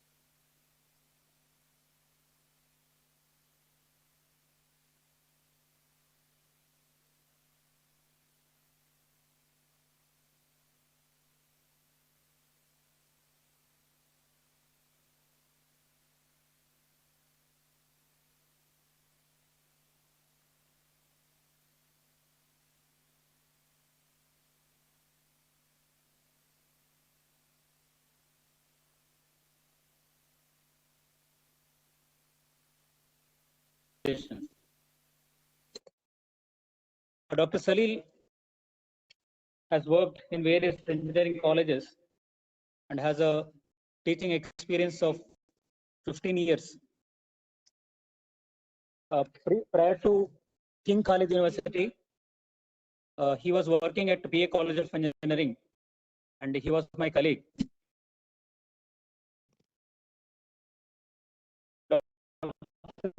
Salil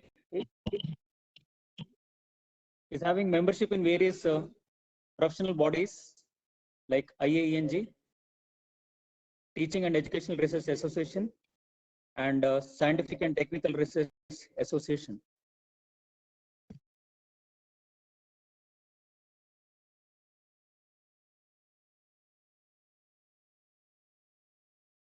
Dr. Salil is a researcher to the core,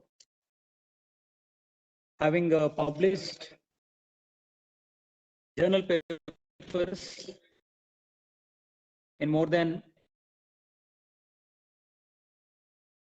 200 journals, out of that around 150 being Scopus indexed and remaining in SCA indexed journals. And also he has done research work with research grants amounting 0.1 million. Around 11 grants he has successfully completed, and one grant research is going on. And Dr. Salir is also having 5 patents under his name, them being Indian patent on smart coolant supply system, and another one being IoT-based remote solar-powered measuring and monitoring system. We are indeed very happy to have you as a keynote speaker, Dr. Salil. On behalf of the organizing committee and my own behalf, I cordially accord you welcome to this keynote session. Sir? Okay. May I start, Dr. Shankar? Yes, yes, sir. You can start the session. Good afternoon, everybody. I'm very happy to be the keynote address speaker of the second international conference on recent trends in mechanical engineering science organized by Srinivas Institute of Technology. Thank you for the nice introduction by my close friend, Dr. Shankar. I convey my regards and best wishes to all the participants and the organizers of this prestigious international conference. Here in this keynote address, I would like to share some research what we are carrying out in our institute. Got enough citations and publicity means of that. Just lots of future scopes are also there. That's why I am sharing with you. So the topic for today's address is applications of organic phase change materials for human comfort. So this is my presentation outlines. Hopefully we will cover in 45 minutes. After that we can have some discussions, and hopefully I'm looking for some collaboration also. Know that for the past many years, the overconsumption of fossil fuels gradually enlightens people to resort to non-polluting renewable energy resources. So as all we know, there are many impacts due to fossil fuel consumption, starting from ocean acidification to health issues, as published by Environment Energy Science Institute. Further, sustainable development of society is inherently associated with the rational use of renewable energy resources. Because of this non-polluting renewable, because of this fossil fuels that gives lots of impacts to the human beings as well as to the globe. But when we resort to the non-polluting renewable energy resources, main issue with the renewable energy resources are its unreliable nature, and it is one of the biggest drawbacks and limiting the rational and efficient realization. So if we develop some technologies for storing and transporting this thermal energy generated by means of renewable energy resources, of course, it will facilitate the consumption of renewable energy and reduce the consumption of non-renewable energetic resources. Likely, we have thermal energy storage technology is considered to be the promising candidate approach to solve this issue. In this technology, we are storing the energy in thermal storage material and will be released whenever heat is insufficient to meet the demand. As is well known, this thermal energy storage technology can be classified mainly into three: sensible heat thermal energy storage, latent heat thermal energy storage, thermochemical energy storage. We can convert any type of heat energy and store in this thermal storage energy storage devices. Of course, these thermal energy storage devices are the futuristic thermal batteries. As we know, there are lots of pollution associated with the manufacturing of conventional batteries used in the electrical vehicles. So this seems to be a future of science. It's commonly or widely known as thermal batteries and has wide attention among the scientific community. This sensible heat thermal energy storage, actually here heat is stored by means of heat capacity of the material. In sensible heat thermal energy storage, phase will be constant. There is no phase change, and the energy is released by decreasing the temperature when necessary. Various sensible heat thermal energy storage materials are water, rocks, sand, molten salt, etc. Compared to latent heat thermal energy storage technology, sensible heat thermal energy storage has low energy storage density, and it will tend to lose thermal energy at any temperature. Thermochemical energy storage is forecasted to be the next generation thermal batteries. Specifically, offers clean, efficient, and versatile way of storing heat. And these materials store heat through the reversible chemical reactions. Now we have the latent heat thermal energy storage. This slide, you can see the mechanism of thermal energy storage in these three classifications: sensible heat, latent heat, thermochemical energy storage. Out of these, latent heat thermal energy storage devices has high storage density, low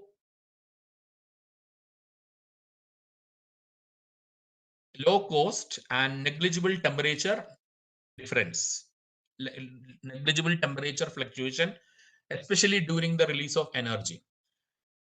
As we know, these latent heat thermal energy storage devices utilize the phase change materials, accumulate or discharge thermal energy during the melting or solidification of various kinds of PCM. More precisely, PCM will be charged through its melting process, and this LHTES device is subject to heat source with a temperature greater than that of the PCM freezing point. Similarly, it will release the thermal energy throughout its solidification process when this LHTES device is subjected to a heat sink.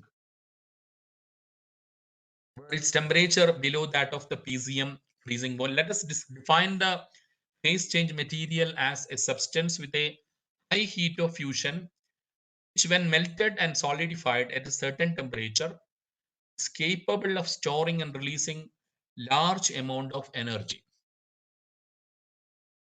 Here, slide shows you the classification of phase change materials.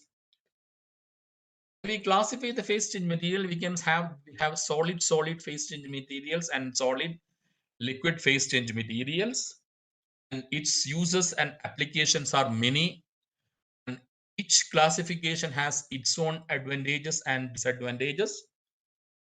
As we understood, the solid exchange materials, SSPCMs, it absorbs and releases heat by reversible phase transition between the solids crystalline, semi-crystalline, amorphous crystalline phase. By varying the phase, it stores the energy. These materials have intrinsically low heat of fusion. Inorganic PCMs, examples salt hydrates, salts, metals, and alloys, typically provide large volumetric thermal energy storage capacity, which is approximately twice those of organic PCMs. The associated issues with the inorganic PCM, the inconsistent melting, corrosive nature, cooling effects.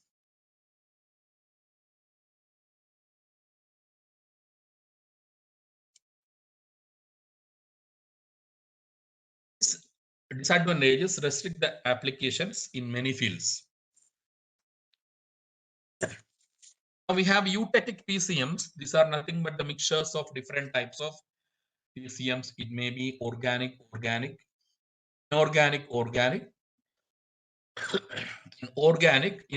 inorganic. Organic PCMs, it has three classifications. One is paraffins, glycols, and non-paraffin PCMs. The paraffin waxes are one of the most important types of PCM, generally consisting of mixtures of straight chain normal alkanes containing from 8 to 40 carbon atoms. A large amount of latent heat can be stored and released due to the melting and crystallization of paraffin. Various advantages of paraffin waxes are its chemical inertness, recyclability, stability below 500 degrees Celsius, non-corrosive in nature, minute volume extension during melting. Disadvantages are low thermal conductivity, flammability, high cost. Additionally, paraffin waxes are non-renewable as they are prepared from the fossil fuel, while commercially available paraffin waxes may contain volatile and carcinogenic substances. Next, we have the glycols, polyethylene glycol.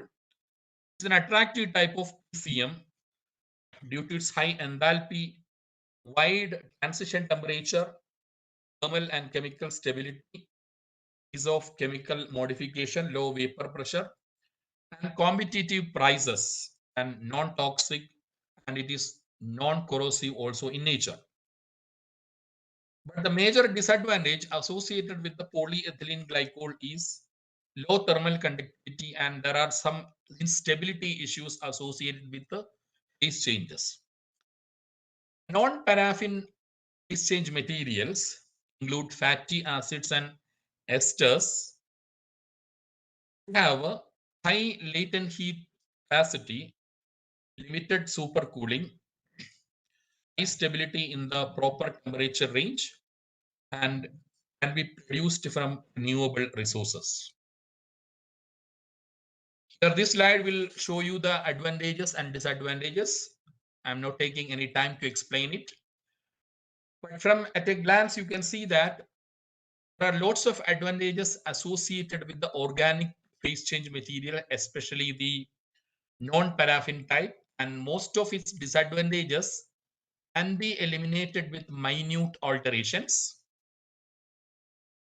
Here, in this research work, we have identified coconut oil, which is very famous in our South India as an organic phase change material, which is composed of fatty acids.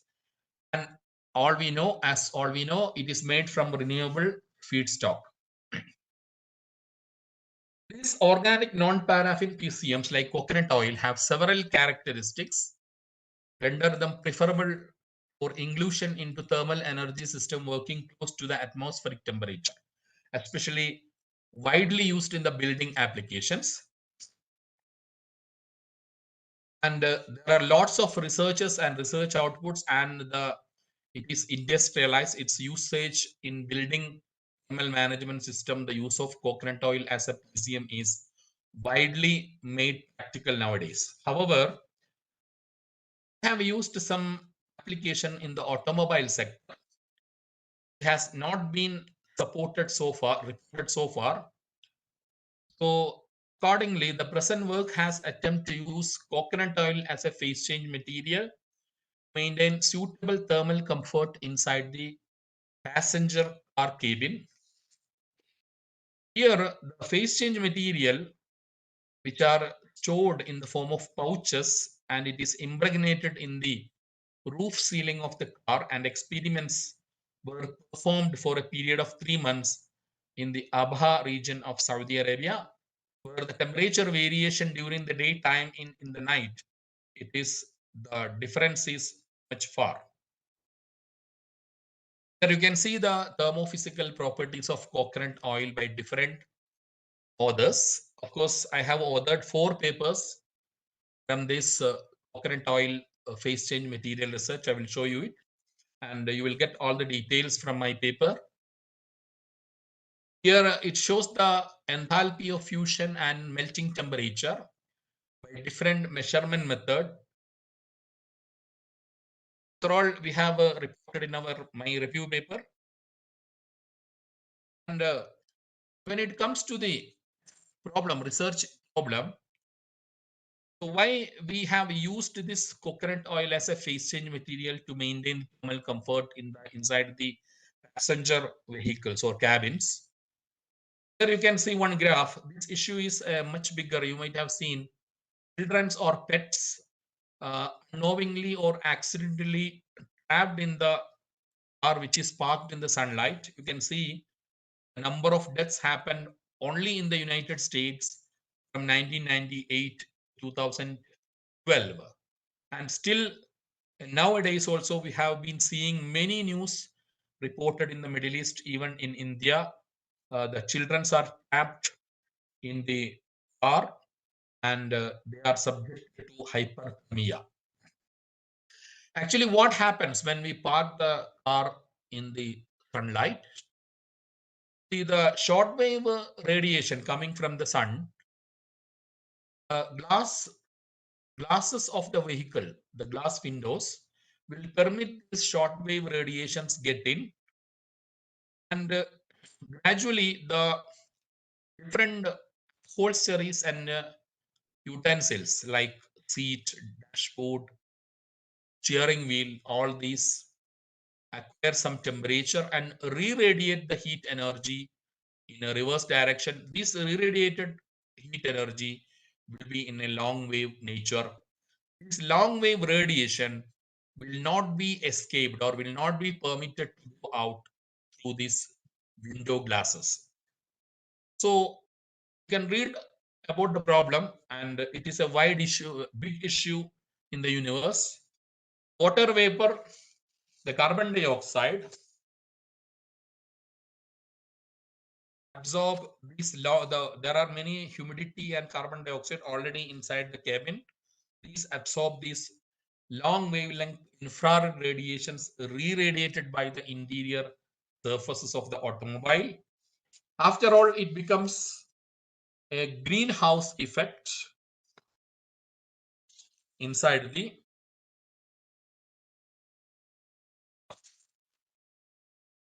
So what happens is that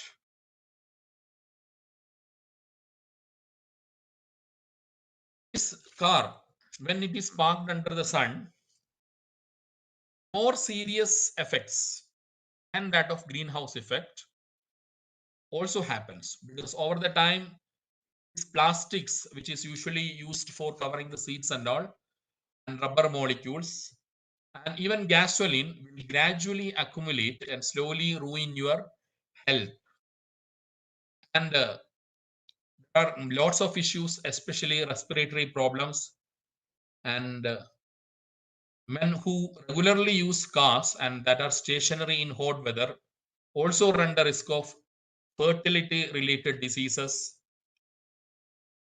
So together this is a major issue where every researcher can address.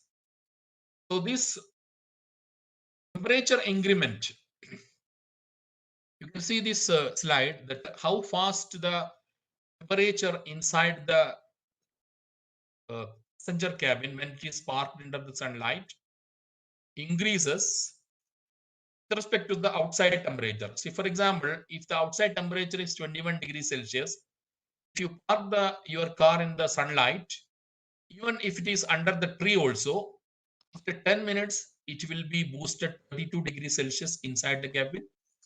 After 30 minutes, it will be boosted to 40 degrees Celsius. So what we are planning to is that we will give a phase change material coating over the car, and how we can reduce this increase in temperature, how we can effectively control. And moreover, you can see that we have done this experiment in our campus. So as you know, this when this cabin is overheating, this is a medical emergency. That phenomenon is known as hyperthermia, and there are lots of deaths of babies, children, and pets, and happened. And of course, when you take the car again, it increases the fuel consumption to switch on to the AC and maintain to the regular condition. And last but not least, this high temperature scenario inside the cabin, it will deteriorate the vehicle interior also. We have identified a car. I will show you the car. And the experiments were conducted in our university campus. And we have measured the temperature and relative humidity. As we know, the thermal comfort, the human comfort the main important factors are the temperature and relative humidity.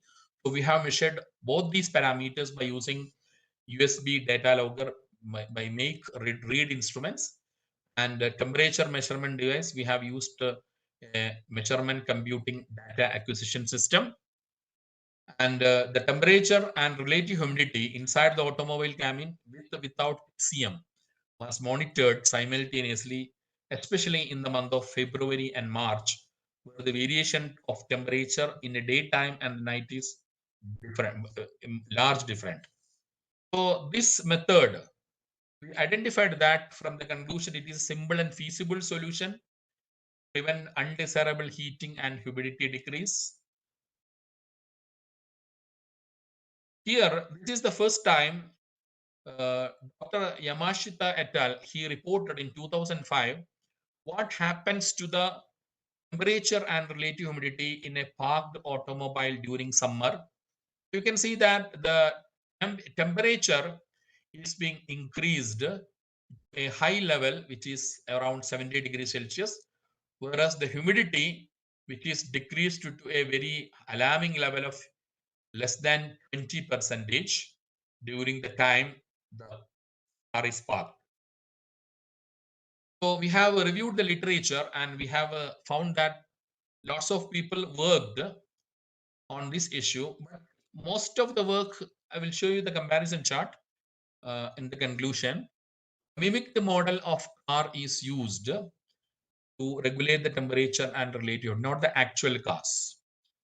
So this cabin, some scientists, they have studied the vehicle cabin overheating and what are the serious concerns it produces and what are the amount of discomfort the passengers feels. And some journals, they have reported only the accidental deaths of young children, and uh, some we have seen that the passengers and drivers are forced to wait for around 5 to 10 minutes to cool down the cabin, either by rolling down the windows or speeding the air conditioner. Though this results in a higher fuel consumption and deterioration in the interior of the vehicle. And this severity of this thermal condition mainly depends by ambient temperature, passenger seat temperature, radiation from inner panels. So there is a misconception among the public is that heat generated inside the parked car or parked car cabin is due to the interior or exterior color of the car. So that is a misconception. Actually, the heat generated or the greenhouse effect, severity of greenhouse effect in the car cabin is only due to its interior color. So the interior color is prime. And see, this paper, Ostrowski and Skrobak in 2016, they have identified that thermal discomfort inside the automobile has been ranked third among the major causes of road accidents. So another paper, Rook et al., they have identified approximately 26 million liters of fuel is consumed annually for cooling vehicle passenger compartments. This increase in fuel consumption mainly due to the parking nature of the drivers. So we have identified the literature and it is reviewed properly, and we identified that we can use the application of phase change materials in automobiles, one of the recent research topic. And only hardly 5 or 6 researchers have been given the attention by using phase change materials, but no one has used the organic phase change materials. And we have enormous information about the thermal energy storage by PCMs, and its application in automobile sector doesn't have much coverage. So we have made an effort to maintain thermal comfort by controlling the temperature and humidity inside automobile which is parked in the sunlight by using this coconut oil as an organic PCM. So what we have done is that a thin layer of PCM coating in pouches, small pouches, over the car outer surface, particularly on the top, has been planned As a result, the temperature humidity inside the cabin is expected to be maintained in a comfort condition without using air conditioner. So we have enough motivation for this project. See, many researchers interested in this application of PCM for the thermal comfort inside the vehicles. They have used Jamkhurshid and Sadramali. They have attempted to employ a thin layer of a paraffin type of PCM inside a pouch placed in the ceiling of the car. And they have found that this technique maintains the temperature of the car interior in the comfort condition. Similarly, people have used paraffin PCMs and even salt hydrates. Ramesh et al. They have used a thin layer of salt hydrate as a PM underneath the ceiling of the car, which could reduce the cabin temperature by 20% and save the air conditioner load considerably. And the potential of coconut oil as PCM has been widely explored for latent heat thermal energy storage, mainly in buildings. So there are many experiments and research conducted using coconut oil as a PCM, especially maintaining the thermal comfort in the buildings. So we are using this exchange materials inside the vehicle. So coconut oil, why we have selected the coconut oil? Because its melting temperature range is 24 to 27 degrees Celsius and its boiling point is 160 degrees Celsius. And the following as properties are also favorable for coconut oil, safe, and it is non-reactive, and it's available in the markets of Saudi Arabia, and it's cheap and freeze without much super cooling. And the place where our university is located, like an Uti in our South India, it's Abaha, the coldest region. Its longitude and latitude is given here. So with moderate temperature throughout the year, as illustrated in the next slide. So you can see the average temperature and maximum temperature and minimum temperature in the city throughout the 12 months. And this temperature history allows us to use the coconut oil. And of course, there are many locations in the world prevailing the same type of temperature variations, especially in the Middle East and up. So the thermophysical properties and cheap availability in local market, a viable choice as PCM for the selected climatic region. So I've selected the properties of coconut oil from the Metavi and Iyad in 2013. So we have considered this melting point and heat of fusion density during our calculation. And the scope of the project is we have enough energy saving by maintaining the thermal comfort. Safety is another factor because of the hypothermia I already explained. And then there are lots of news. Still, it is coming every day. And another scope is we have the improved quality of the car interior. So you can see the coconut oil here. And if the temperature is less than 21, 22 degrees Celsius, coconut oil is usually in solid form.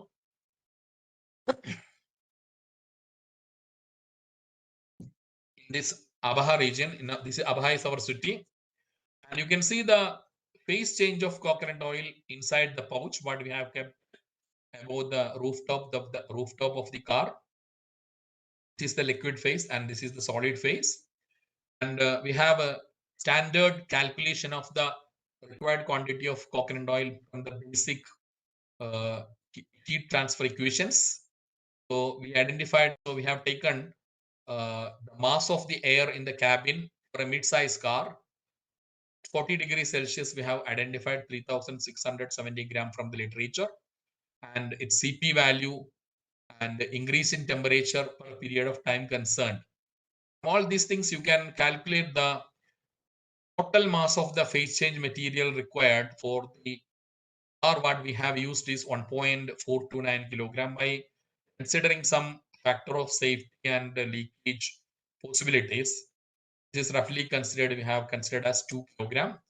And this is how we have maintained the PCM pouches. So this is the metal top above the car roof.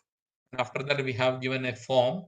And after that, we have given a PCM pouch filling. Then we have the leather cover. So during the heating, this PCM will absorb the heat and it will change its phase into liquid. And during the night, when the temperature inside the car cabin is less, the recharging of PCM will take place by converting it to solid phase.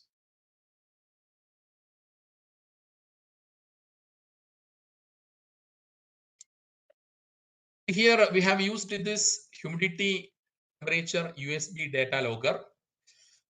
It costs around $300, $400.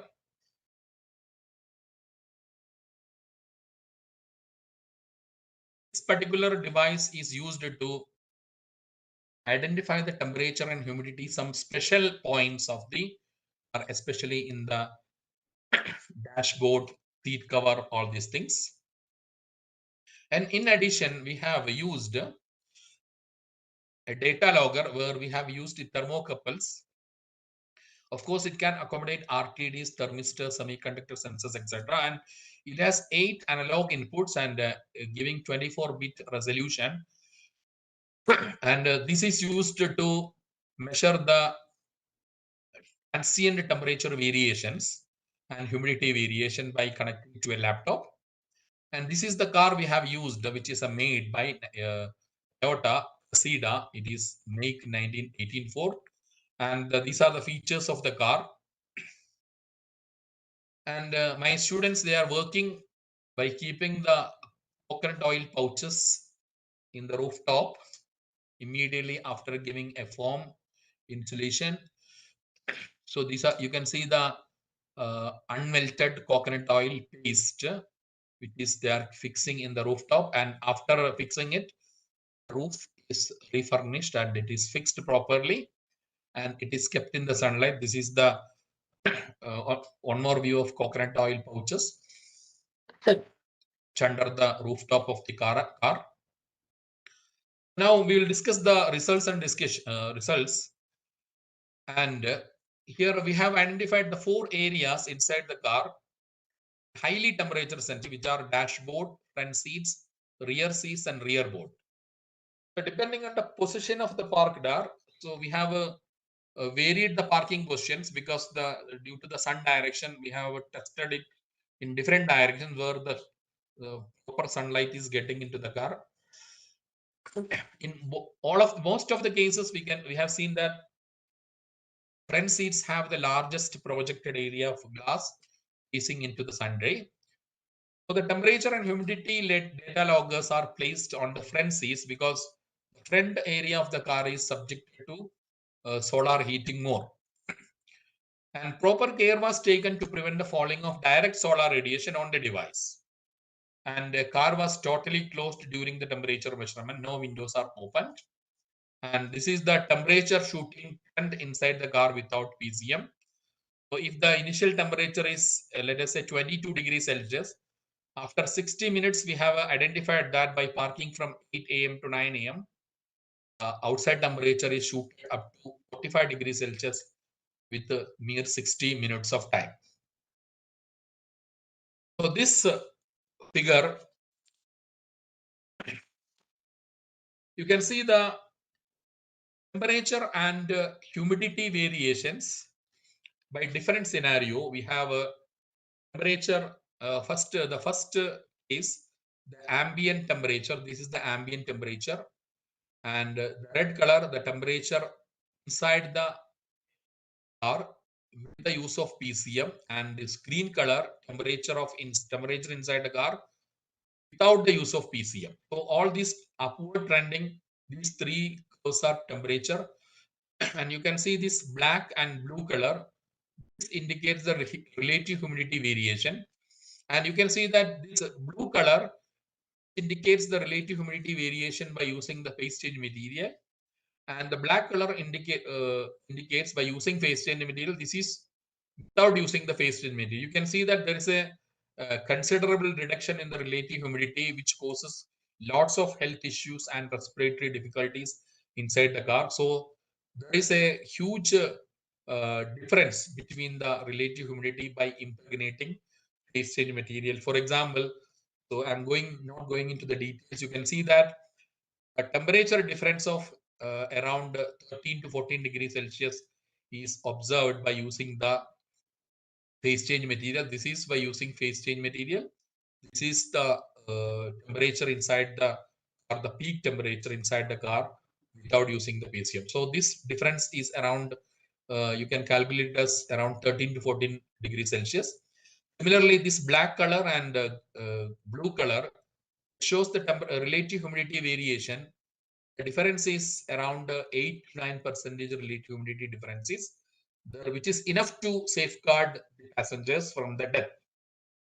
And we have one more plot we have done.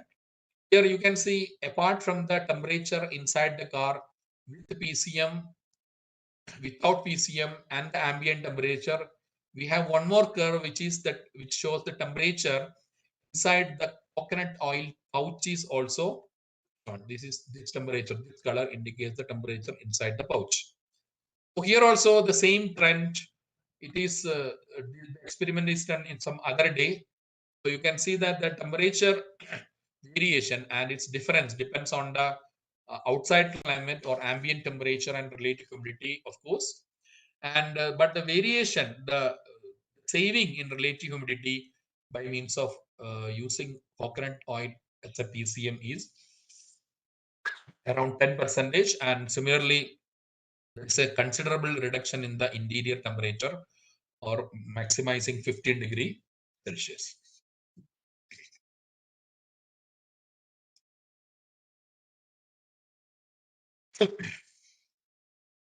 Here you can see one thermal image. This is taken by an infrared camera, Fluke X560. So there is a temperature.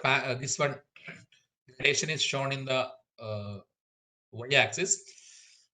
You can see that the average temperature inside the front portions without PCM is 61 degrees Celsius. Here the average temperature in the same front portion with the PCM is 48 degrees Celsius.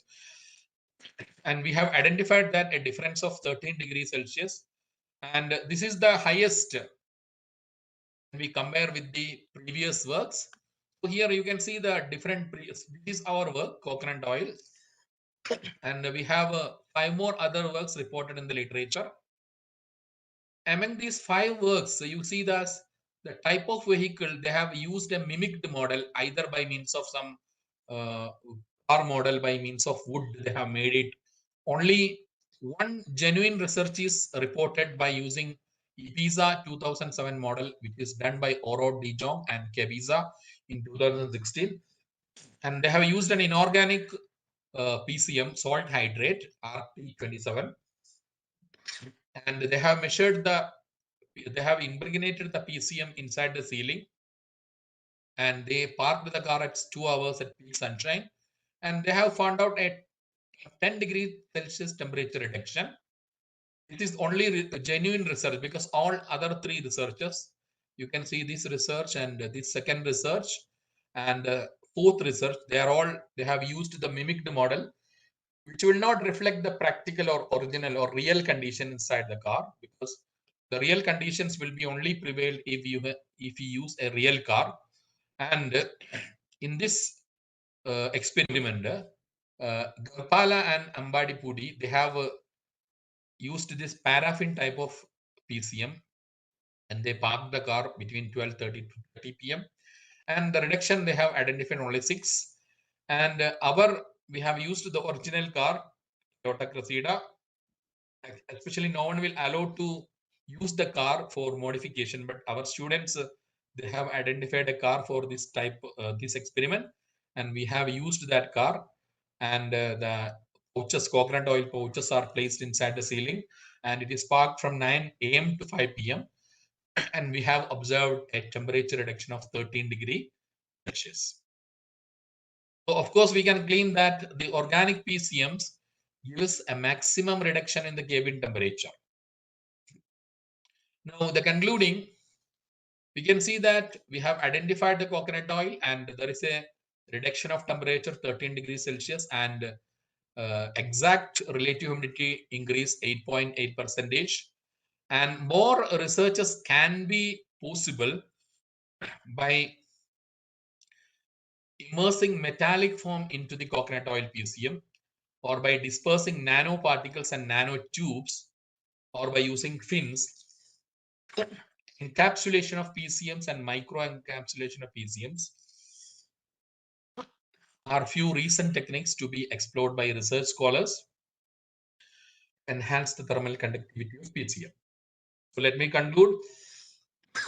We have produced 5 papers in the Web of Science journals and 2 papers in Journal of Thermal Analysis Calorimetry. The first paper and third paper, me myself has written a review on the use of coconut oil as an organic phase change material. And if you are interested, I can give you this paper, or you can download it from the Web of Science. And in the second paper, we have used this data by for modeling purpose and neural network and optimization program. And total we have published 4 phase change material papers in the reputed international journals. So I would like to tell you that this particular area is having lots of scope is there for the research as well as for making real products and patents, because as we understood, this PCM is supposed to be the future thermal batteries. So these are my reference materials, and thank you very much. If you have questions, I am very happy to answer your questions.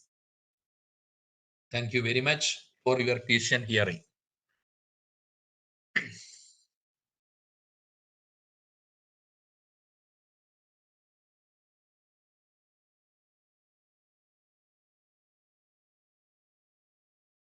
Hello. Dr. Salil? Yes.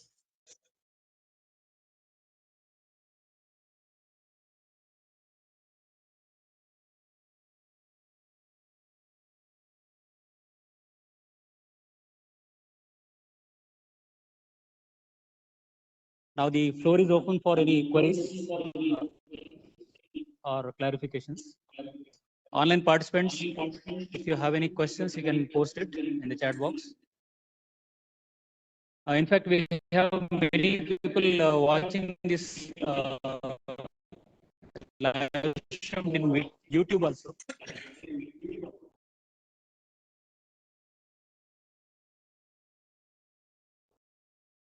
We have Dr. Gangadhar Rao. Dr. Khalil, I want to know that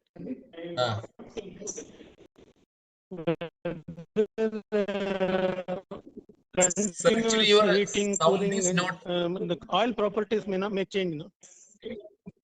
Can you tell me, sir? Actually, the sound is not audible, Dr. Shankar. Actually, it's not that much clear to me.